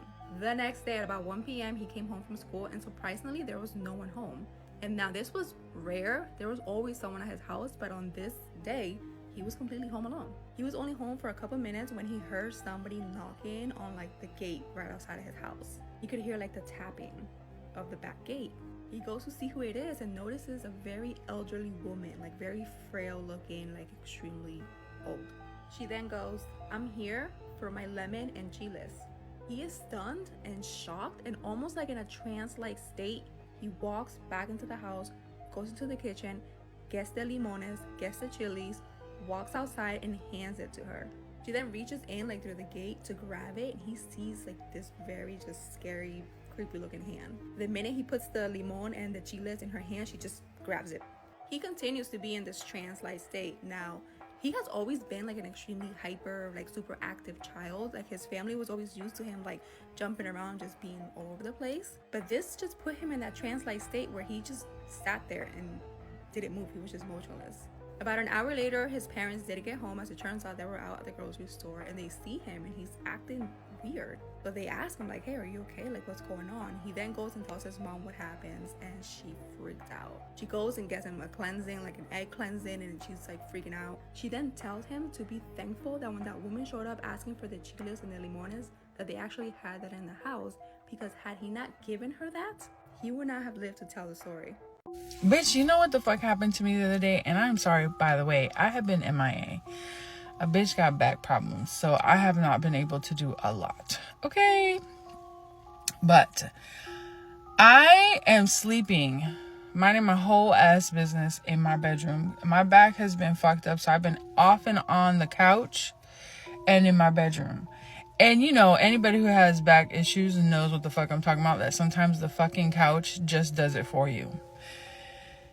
I'm sleeping, trying to just zen out, and I just kept feeling like somebody was watching me the entire night. I was just like, I can't sleep. That same night, my man was tossing and turning. He was tossing and turning so bad that I was just like, if he keeps moving, he gonna interrupt my back. And as I'm laying there, I just kept thinking about how like the presence of spirit or a ghost or whatever you want to call them is around, how annoying they can be. Just the feeling that they're watching you and you're just like, my back hurts and I don't have time for this. That's all I kept thinking. So I just was laying as still as possible, and I kept hearing movement in the room, and I'm thinking it must be my cat, but I'm not gonna sit up and look because if it's her, I'm a you know. So I start going, psst, psst, stop it.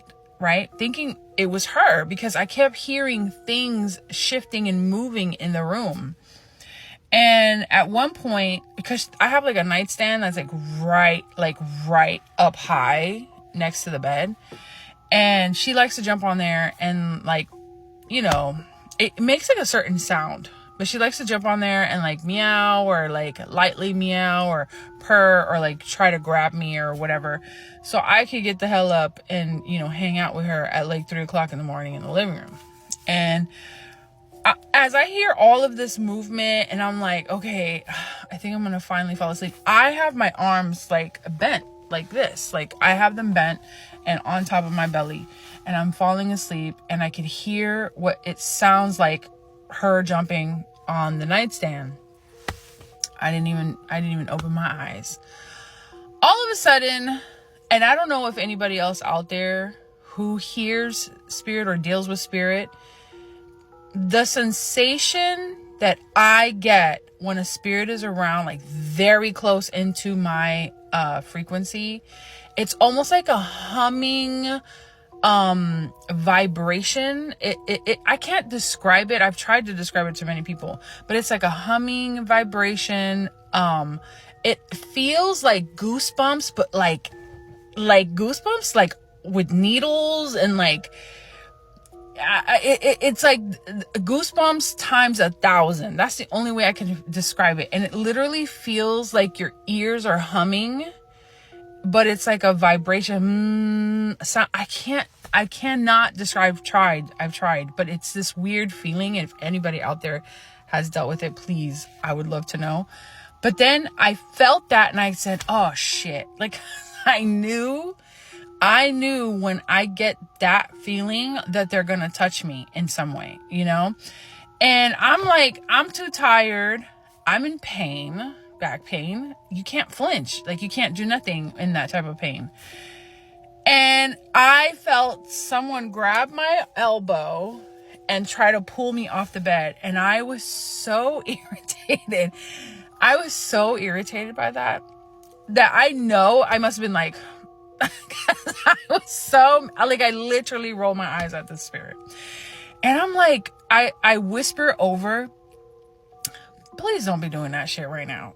I am tired. I haven't slept. And how dare you pull my fucking elbow? And I'm sure a lot of you will be like, bitch, that's not normal. But it's so normal for me. Like, it is so normal for me to talk to them that way. A bitch cannot get no kind of sleep. I don't even know what the fuck the spirit wanted. it pissed me off because, first of all, I know you're in a spirit realm. I know you've seen me in a lot of pain in my home. Why the hell are you trying to pull on my elbow to get me off the bed? You fucking bitch. And it wasn't even like malicious. I didn't have like this malicious feeling. It was almost kind of like, you know, when you're like your kid is like, mom, like trying to get you to, you know, trying to wake you up. That's the feeling I had. Almost like someone was like, you know, hey, you know, trying to get me up. Anyway, I looked over to make sure I wasn't delusional, because you never know, you might be a little crazy sometimes.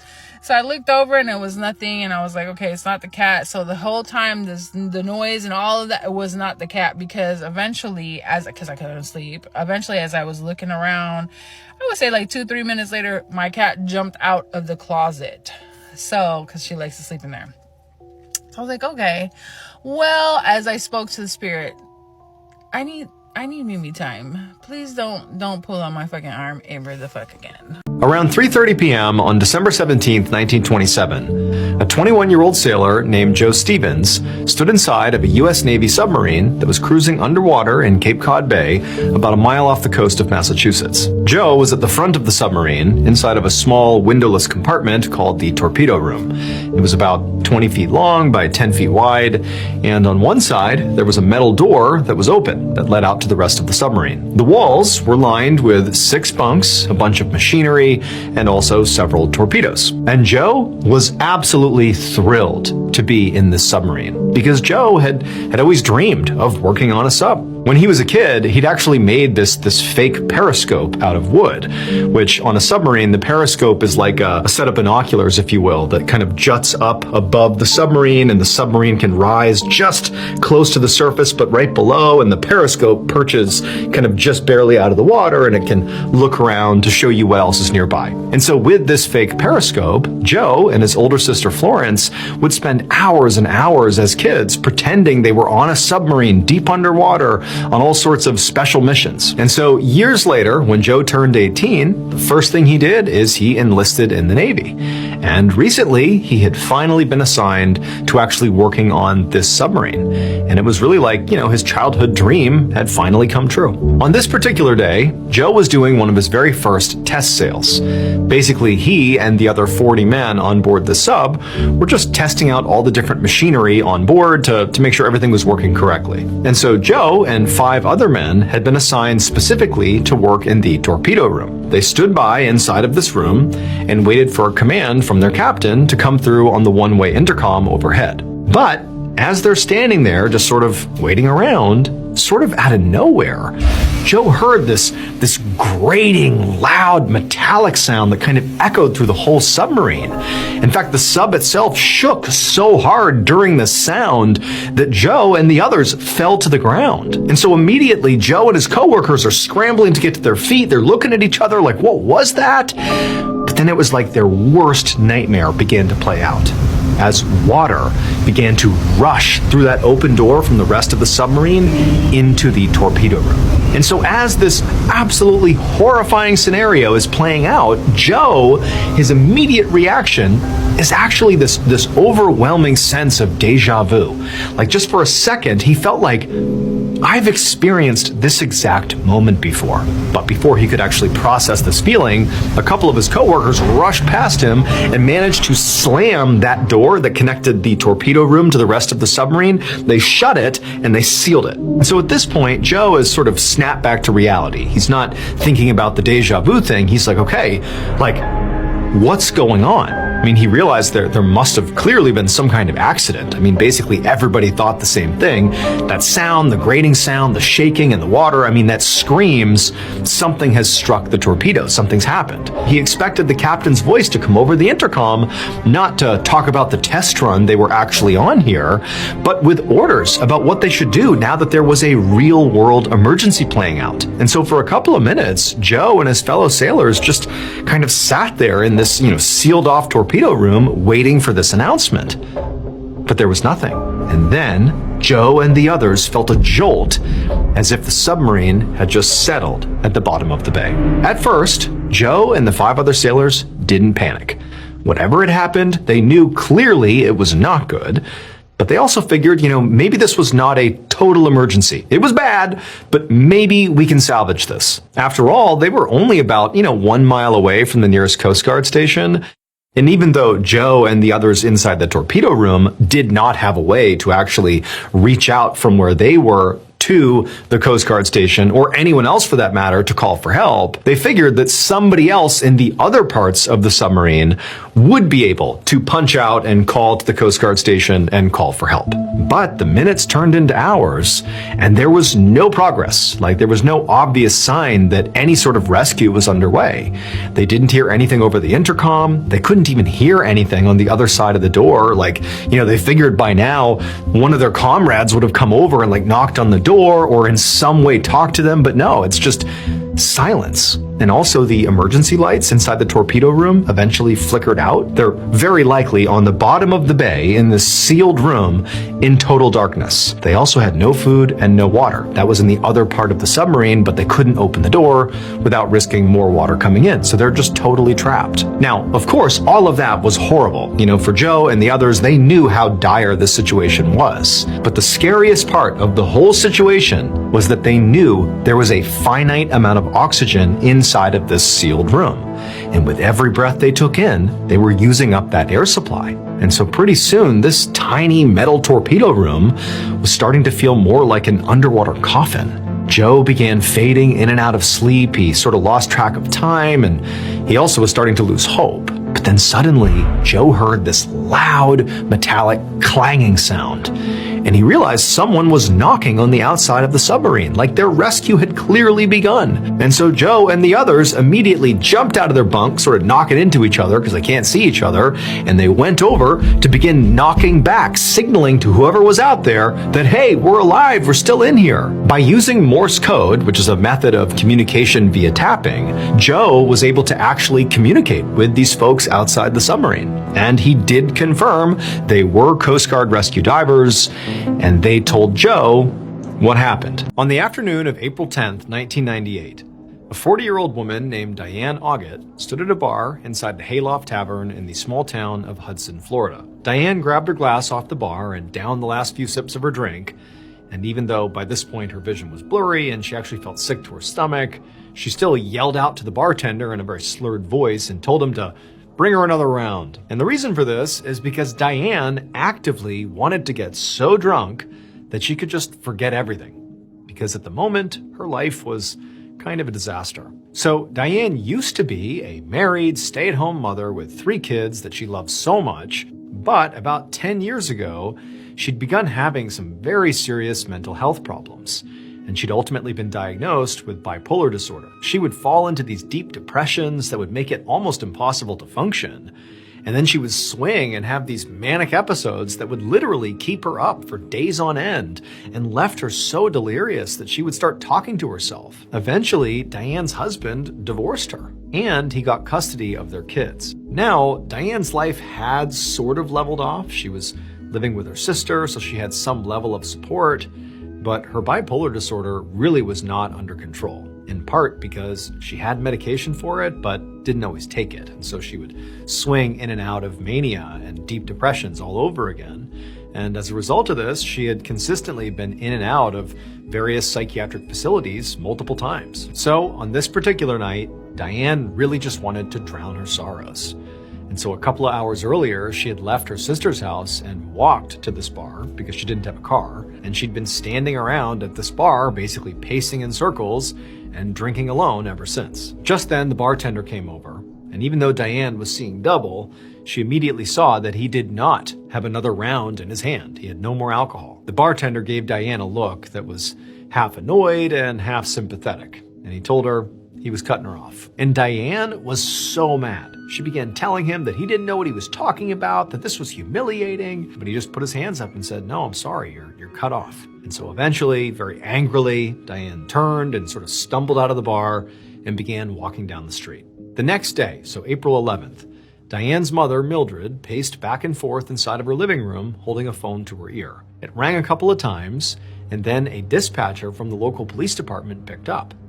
At which point, Mildred told them in a shaky voice that she needed to report her daughter, Diane, missing. So a little while earlier, Mildred's other daughter, Diane's sister, the one that Diane lived with, had called to tell her that Diane had left the house the night before without telling her where she was going and still had not come home yet. And of course, based on Diane's history of mental illness and pretty erratic behavior, Mildred immediately felt like, oh my gosh, my daughter must be in trouble. So now, on the phone with police dispatch, Mildred explained the whole situation. She said that yes, it was possible that her daughter, Diane, had left and gone somewhere for some actual real purpose, but it was also entirely possible that she was having a manic episode and might have, in her mania, wandered off and gotten lost. The dispatcher said that she would send officers to interview Mildred and her other daughter, and they would start looking for Diane right away. But 4 days later, on April 15th, there was still no sign of Diane. That afternoon, Diane's mother, Mildred, checked in at the police station, like she had been every day since her daughter first went missing. But, just like always, the police didn't have any new information for her. So far, all they knew was on April 10th, the night Diane had left her sister's house without saying where she was going, they had figured out she had gone to the Hayloft Tavern and gotten so unbelievably drunk that the bartender had cut her off. And then at that point, she had walked out of the bar, and that was the last the bartender saw her. The following day, on April 11th, Diane had been sighted walking along Highway 19, which was just a couple of miles away from that tavern. And then she'd also been spotted near a locally owned motel right off the highway called the Coral Sands Motel. But after that, the police said they had no idea what happened to Diane, where she could have gone, or what could have happened to her. And so ultimately, Mildred left the police station feeling very disappointed and also scared. I mean, the whole drive back to her home, she felt absolutely sick with worry. She had no idea if her daughter was hiding somewhere on purpose, or if she'd gotten lost and was now injured, or maybe she was hungry, or if she'd maybe run into the wrong person and potentially been kidnapped, or worse. I mean, there's all these terrible scenarios playing out in her head. Finally, Mildred got back home and she went inside and she sat down on her couch and just tried to think about, what else she could do to find her daughter. And that's when she noticed she had a new voicemail on her answering machine. Mildred thought, maybe her other daughter had called while she was out and that was the voicemail. Or maybe it's something to do with Diane. But either way, she got up, she walked over, and she hit play. And what she heard made her feel sick to her stomach. What she heard was Diane's voice. And Diane sounded terrified. And she kept saying, "Help! Let me out!" Then there was sort of a scuffling sound on the recording, like somebody had grabbed the phone out of Diane's hand. And then Diane said something like, "Hey, give me that." And then the call just cut off. And so after hearing this, Mildred obviously went into a total panic. It's like, oh my gosh, all of the worst things that could have happened to my daughter must be happening. And so now, even though Mildred was completely upset, she's shaking with anxiety and fear, she grabbed the answering machine and looked for the caller ID to see, who left this message. But all it said was the call had come in from somewhere called Starlight, which didn't mean anything to Mildred. But she quickly, dialed this number back, hoping, whoever it was would pick up, but nobody answered. And so after that, Mildred called the police. This voicemail made it obvious to police that Diane had not left on purpose and she was not lost. It sounded like, at least based on this voicemail, that she had been kidnapped and was likely being held against her will. But as for where Diane was being held, the police had no idea. They couldn't trace the call to her specific location, and they couldn't figure out what this Starlight thing was either. So for another full day or so, the investigation, despite this new lead, basically floundered. There wasn't much to go on. That is, until the next afternoon, on April 16th, so 5 days after Diane disappeared. On that day, the police got a call from a man who said he had just been walking along the side of Highway 19 and he had found something disturbing. He said he wasn't sure if the object was even real, but he thought, for sure the police should probably come check it out just in case. And so police immediately rushed out to the scene. They found this object, they sent it off for testing, and then they waited. And when the analysis came back, they learned two things. Number one, the object was definitely real. And number two, it belonged to Diane Auget. The object was the severed tip of a finger from her right hand.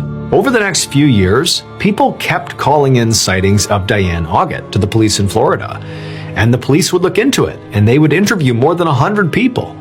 But nothing ever panned out. The police never figured out what Starlight was, which is where that voicemail had originated from that was left on her mother's voicemail. And the police also never determined how or why Diane's finger was cut off. But despite all that, strange clues that definitely were tied to Diane kept turning up in some very strange places. Like, for example, the manager of a convenience store near where Diane lived found a bag of Diane's neatly folded clothing inside of their store's outdoor freezer. And a customer at a different nearby convenience store found a plastic bag full of toiletries, including eyeliner and perfume and lipstick, that was left behind on a countertop.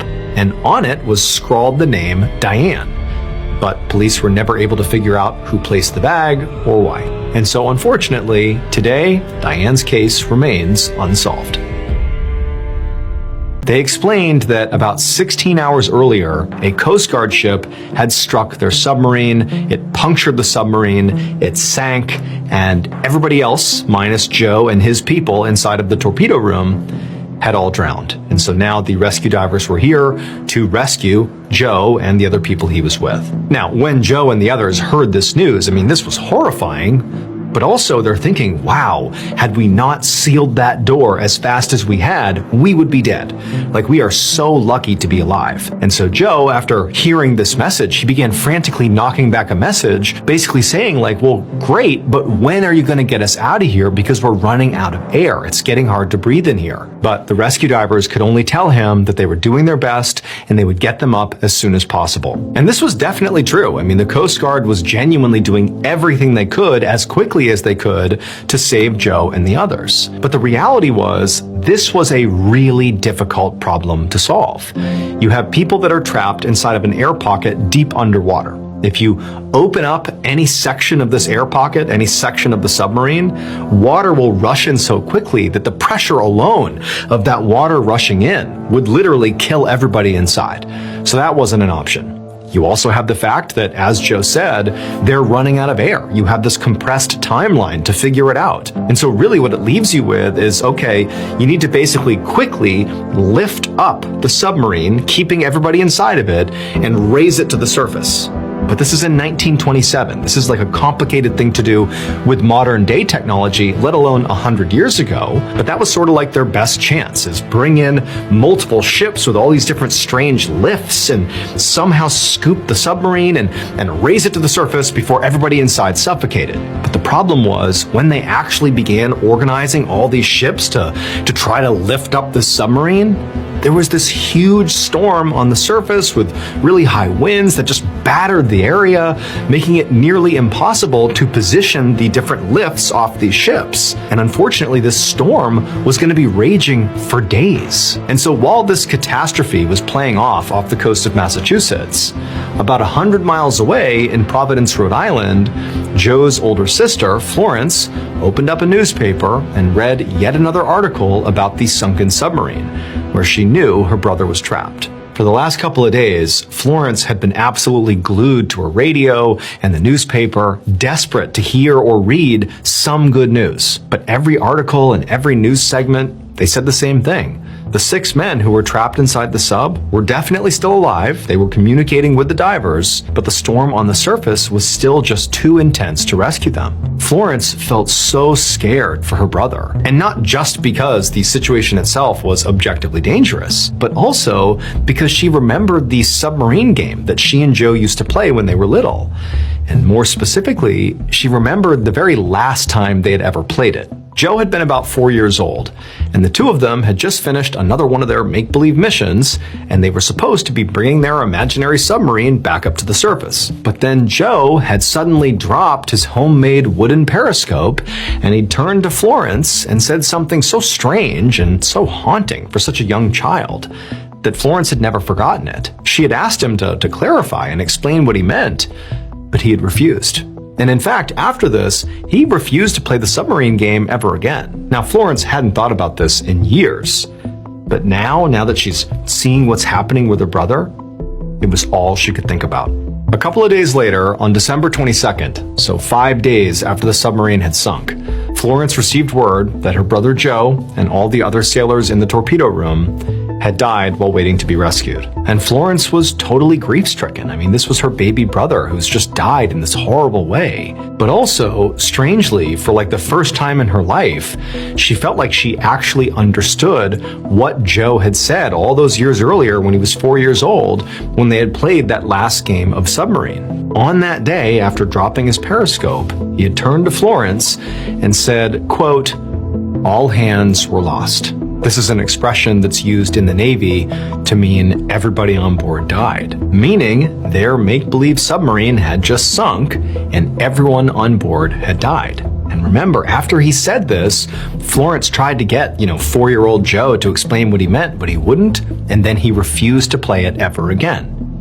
And so now, in hindsight, Florence believed that her 4-year-old brother had predicted his own death. On the evening of April 19th, 1989, a 62-year-old man named Thomas Meehan was sitting in his living room in Pittsburgh, Pennsylvania, watching some TV when his phone rang. Thomas picked up and said hello, and he heard his daughter, Patricia, on the other end. And right away, he could tell by Patricia's voice that she was feeling really down, which actually didn't surprise him. So Patricia was 37 years old, and Thomas knew she'd really been struggling lately. She lived almost 2,000 miles away from Pittsburgh in Bozeman, Montana, where she worked as a ranch hand. Now, she liked her job, mostly because she loved the animals, but she just had a really hard time getting along with people, and so she was sort of lonely. She didn't really have a lot of close friends, and recently she'd been through a breakup, and even though she'd always loved kids, she'd never had any of her own. And so to Thomas, it seemed like his daughter was just going through, basically a midlife crisis. And so as Thomas is listening to his daughter, just kind of, talking about her life generally and just sort of making small talk, he sort of cut through and just said, "Hey, what's going on? How are you doing?" And Patricia, she stopped and then sort of vaguely said that she was just under a lot of stress and that she was thinking about quitting her job and moving away from Bozeman. And she actually asked her dad if he'd be okay with her coming to Pittsburgh and maybe moving back in with him. And Thomas, who adored his daughter and really felt for her, immediately was like, "Of course, you can come home anytime you want." This definitely lightened Patricia's mood. And then she told her dad that she'd call him back the next day to make more solid plans. And then she said she loved him and she hung up. But the next day, Thomas did not get a call from Patricia. In fact, he never got another call from his daughter again. The following day, so April 20th at about 8:15 p.m., 1,500 miles away from Thomas's house in Pittsburgh, a woman named Carol Heights was driving down a very isolated 2-lane highway in the rural town of Circle, Montana. It was dark and cold outside, and all Carol could see was the one car driving in front of her. And beyond that, it was just big empty fields on either side of the highway. But, sort of out of nowhere, this car, which had just been putting along at the same speed as Carol, it suddenly swerved off the road. For a second, Carol was just so confused, what caused the car to suddenly veer out of the way?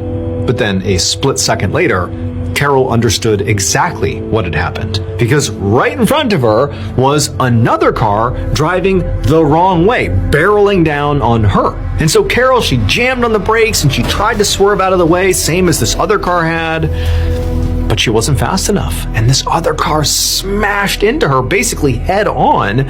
Carol felt her head snap back, there was this loud metallic crunching sound, and then blackness. But then just a couple of minutes later, Carol opened her eyes and realized she had survived the crash. I mean, she felt, pain in her neck, and her car's a mess, the airbags have deployed, obviously she's been in a serious wreck, but she's alive. And so eventually, Carol managed to open up her door and she climbed out, with the intention of actually checking on the other driver, because the other car that smashed into her is basically butted up against her and she can't really tell the status of this person. So she gets out and she's going over to see if this person's okay. But before she reached the other car, the other driver also climbed out of their car, and in the light from both cars' headlights, Carol could see that this other person was a middle-aged woman who appeared to have shoulder-length strawberry blonde hair. And this woman, didn't appear to be hurt, at least on the surface. In fact, weirdly, she seemed very, very calm. And this woman, she just stood there by her car, not saying a word to Carol or in any way recognizing what she had just done, which is might have known the story of real-life boogeyman. Drive the wrong way and smash into Carol. Could have killed Carol. No recognition of that. Instead, she just stood there, and then eventually she turned and just stared at Carol. And this was sort of alarming to Carol, and it caused her to just stop and also just stand there staring at this woman, not really sure what to do. And as Carol is like waiting to see what they're going to do, the other driver, this middle-aged woman, just turned and started walking away. At this point, Carol yelled to her to stop. Like, you can't go. We had this horrible accident. Like, we have to wait for authorities to get here. You can't just leave. But this woman, she didn't even look back to talk to Carol. She just calmly walked off the highway and then climbed over a fence into one of those big empty fields on the side of the road and just kept on walking until Carol couldn't see her anymore. She just vanished. When the police arrived about 45 minutes later at 9 p.m., they found the wreck and they found Carol, and this other driver again was just gone. And so they ran the license plate of the other car, the one that hit Carol's, and they learned that it was registered to 37-year-old Patricia Meehan. But beyond the fact that apparently Patricia had just wandered off here, the other weird thing about this was the registration showed that Patricia lived 400 miles away. So they really weren't sure what she was even doing all the way out here. Now, Patricia did not come back to the crash site, and so eventually police got canine units out there and they began looking for her, and they were able to find a trail of her footprints out in that field, and they followed that trail for hours and hours, but eventually the footprints just stopped and the dogs lost her scent. Now, police would continue looking for Patricia for nearly a week with no luck. I mean, they never found another trace of Patricia. It really was like she wandered into that field and just sort of vanished. But that was not the end of the story.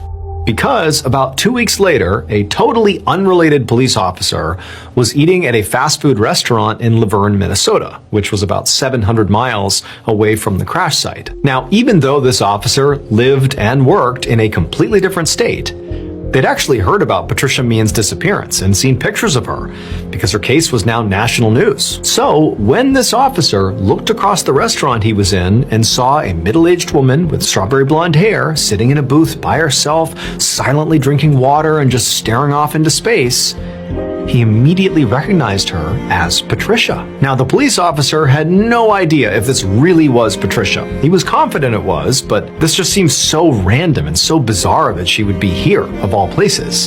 He also didn't know if this person was alone or not, or what she was even trying to do. So instead of getting up and going and talking to her, he just stayed in his seat and kept an eye on her. And for the next 5 hours, the woman he believed was Patricia just sat there in the booth, slowly drinking water, just staring off into space for 5 hours. Eventually, the restaurant closed, at which point an employee had to tell this woman to get up and go. They also told the officer that he too had to leave. And so after the officer and this woman who he thought was Patricia had left this restaurant, the officer kind of hung back and continued watching the woman, and she just went right across the street to a diner. And this time the officer did not keep his distance. He went inside the diner and he went right over to where she was sitting at a table, and he sat down next to her and he just said, "What's your name?" And for a moment, the woman seemed kind of confused why, this random police officer was even sitting with her to begin with. But instead of, challenging the police officer, she just went quiet for a second, and then in a sort of hushed voice, she said that she was from Colorado.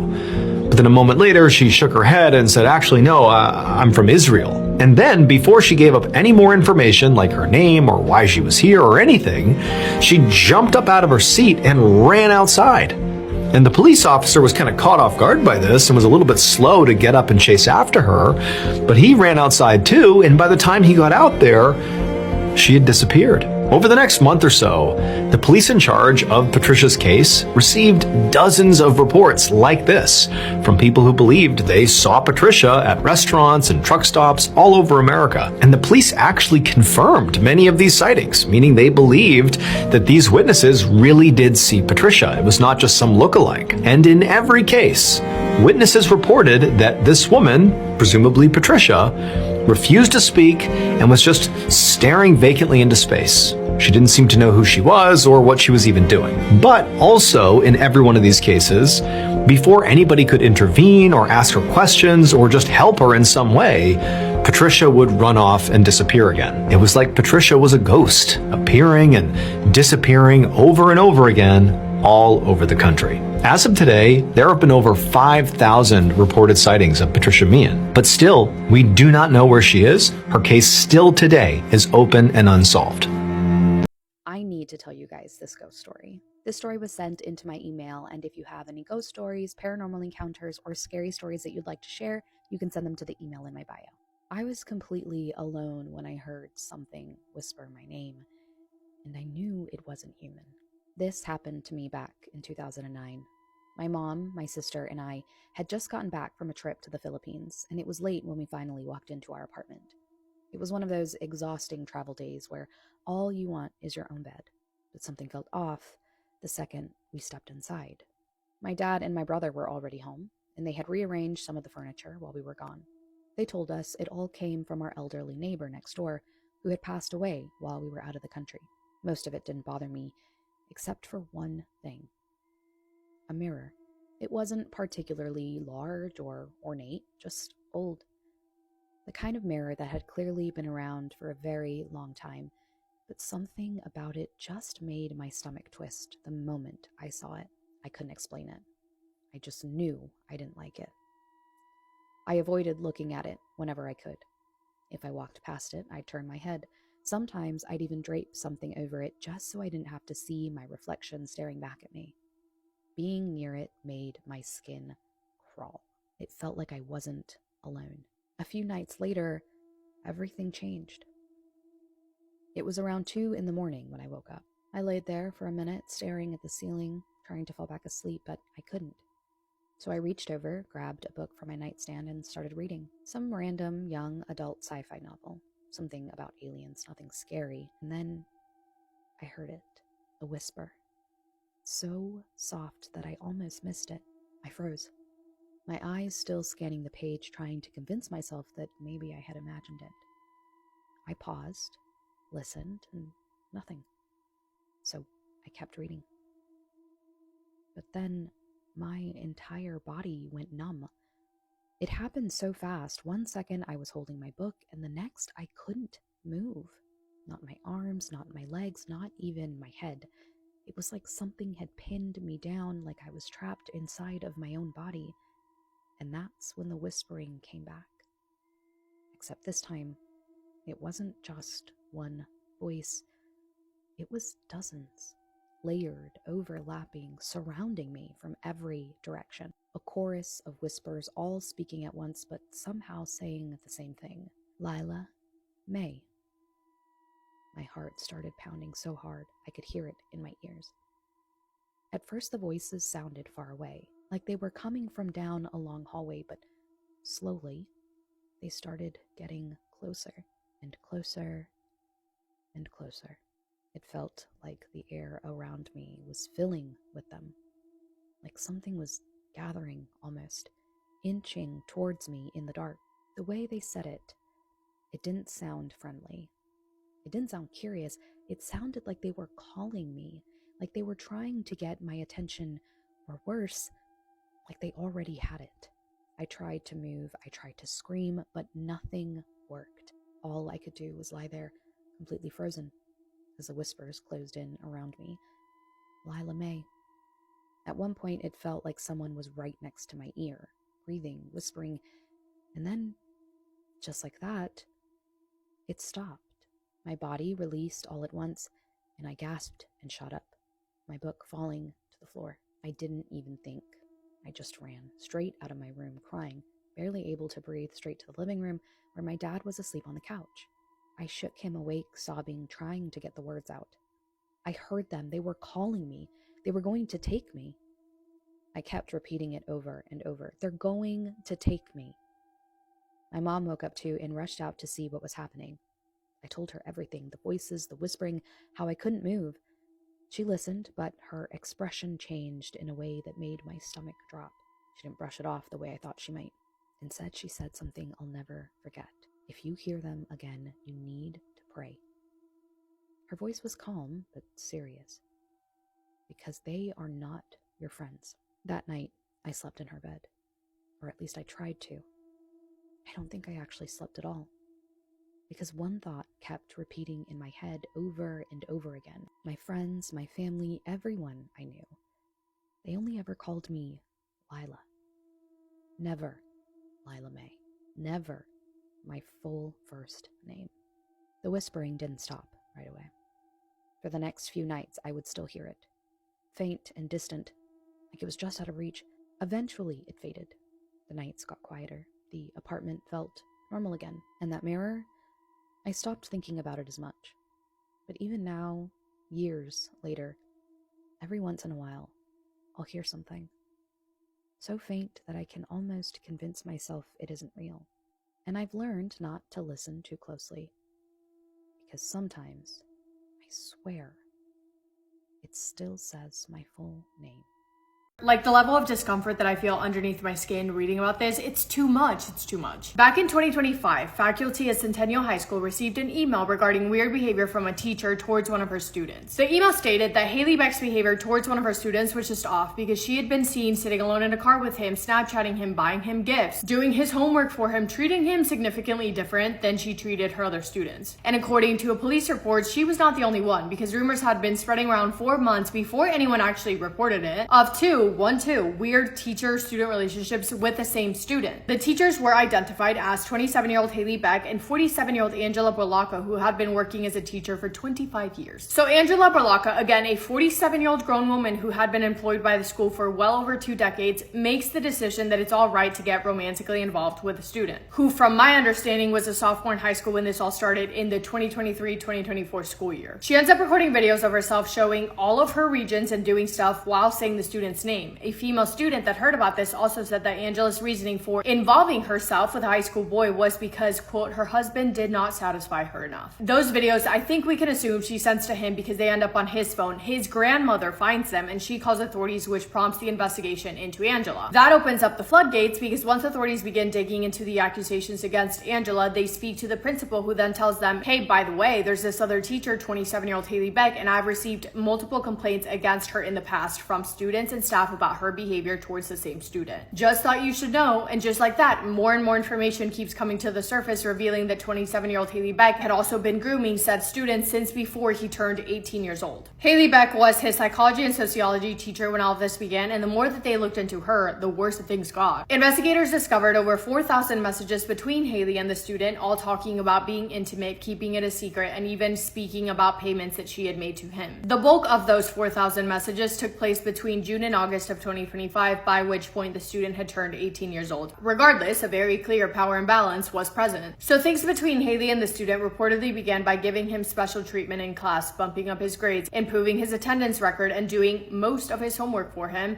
And then in December of 2024, we have what I guess you could call the first documented red flag that raised official concern, because in front of the other students, apparently in front of the entire soccer team, Haley Beck gives her car keys to the student to grab something from her car. What was he gonna grab, you may be asking? Just a Christmas present that she had been saving for him. A student brings this to the principal's attention, also says, hey, I know the two of them have been Snapchatting as well. It's pretty weird, pretty concerning. In fact, Mrs. Beck herself is weird with all of the boys in our class, and she's very, very flirty. Thought you should know. But the principal took no significant action. After that, the weird behavior continues on in the classroom. During a classroom project, Haley Beck allegedly fed the student food from her hands. She also started bringing him food to school. So the student would have food to eat after practice. She would bring him gifts inside of the classroom. She would mark him as present when he was absent. She would raise his grades just because, and she wouldn't be casual about this behavior at all. It almost felt like she was like craving attention, because the student would tell his friends about certain things, and I get the feeling that Haley almost liked the attention that she was getting from it. It also seems like she just couldn't be bothered whether or not people saw them interact as more than a student-teacher relationship, because once they had a full-blown argument that started inside of the classroom until they eventually took it out into the hallway, and during that argument, a student allegedly heard Haley getting really heated about how this would, quote, ruin her career and not his. Then it escalates and she starts sending him money for gas and food, and altogether it's been reported that she sent him around $630 via Apple Pay, the student was referring to her as his sugar mommy. She also starts going out of her way to buy him things that he cannot buy for himself because he isn't over 21.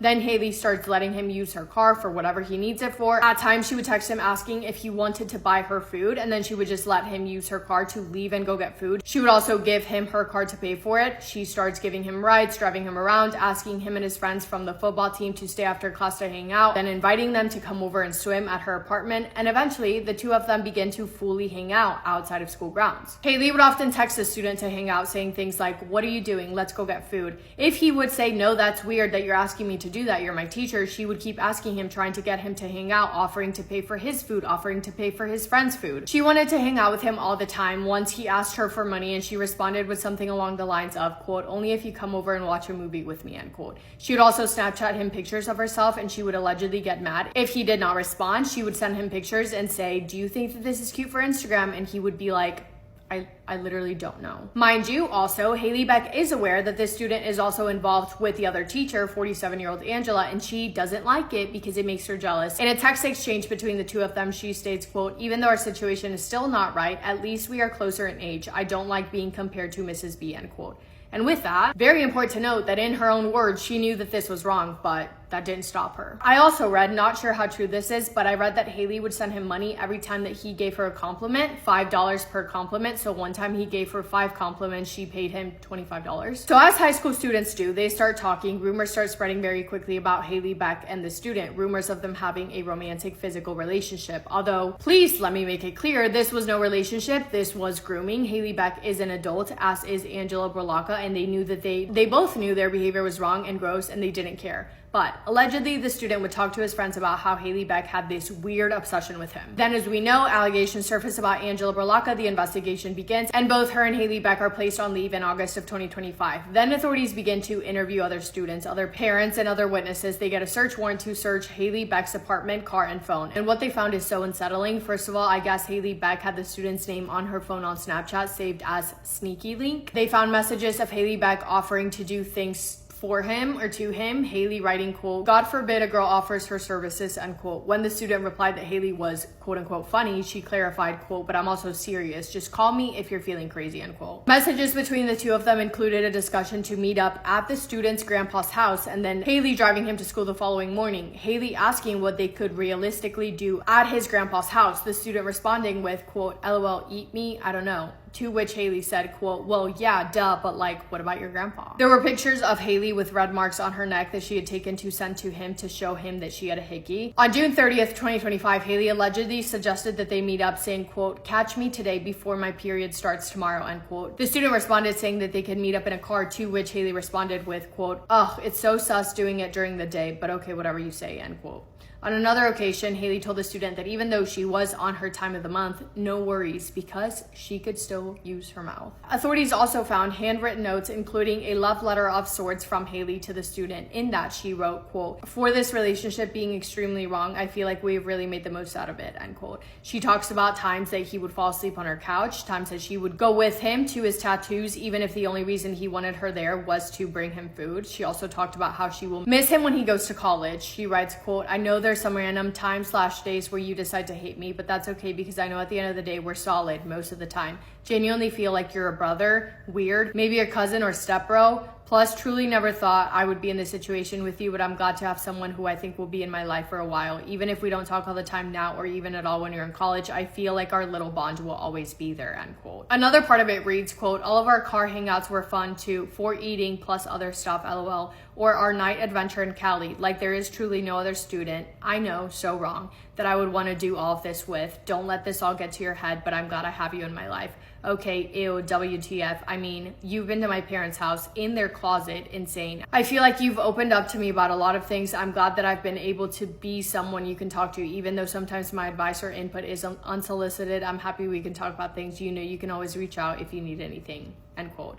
Her letter is embarrassing, quite frankly, and it's disturbing. And it's even more ridiculous when you find out that when Haley was confronted about all of this, everything they found in the search warrant, she denied absolutely everything. She was adamant that her student had never been at her apartment and that she had never had a relationship with him outside of a student-teacher relationship. On March 26th of 2026, the school board held a meeting in which every single person on the board voted to terminate Haley Beck, and she was fired. As of mid-April 2026, prosecutors are still reviewing the cases and no arrests have been made. Neither Haley nor Angela have been arrested. Since then, also, text messages between the student and his friends have been released, and what I will say about that is that he does not speak about her kindly. He comments on her looks and her behavior and describes her as weird and fat, and he also didn't hold back when it came to messages between him and her, because he would often call her weird, and he once even said that she was stuck in high school. It also sounds like the student nor his family wanted to cooperate with authorities during the investigation because they don't want anything to interfere with his future or his college athletic scholarship opportunities. I'm not sure if that's changed and they are now cooperating. Don't know. And the last thing I want to bring up is the video interview that has resurfaced of Haley Beck opening up about how important it is for teachers to form connections with their students, saying, quote, "Teachers can have connections with their kids. I feel like that's one of the most important parts of teaching because at the end of the day, you never know. I might be the only person that does care, so I try really hard to make that known in my teaching and in my interactions with the students."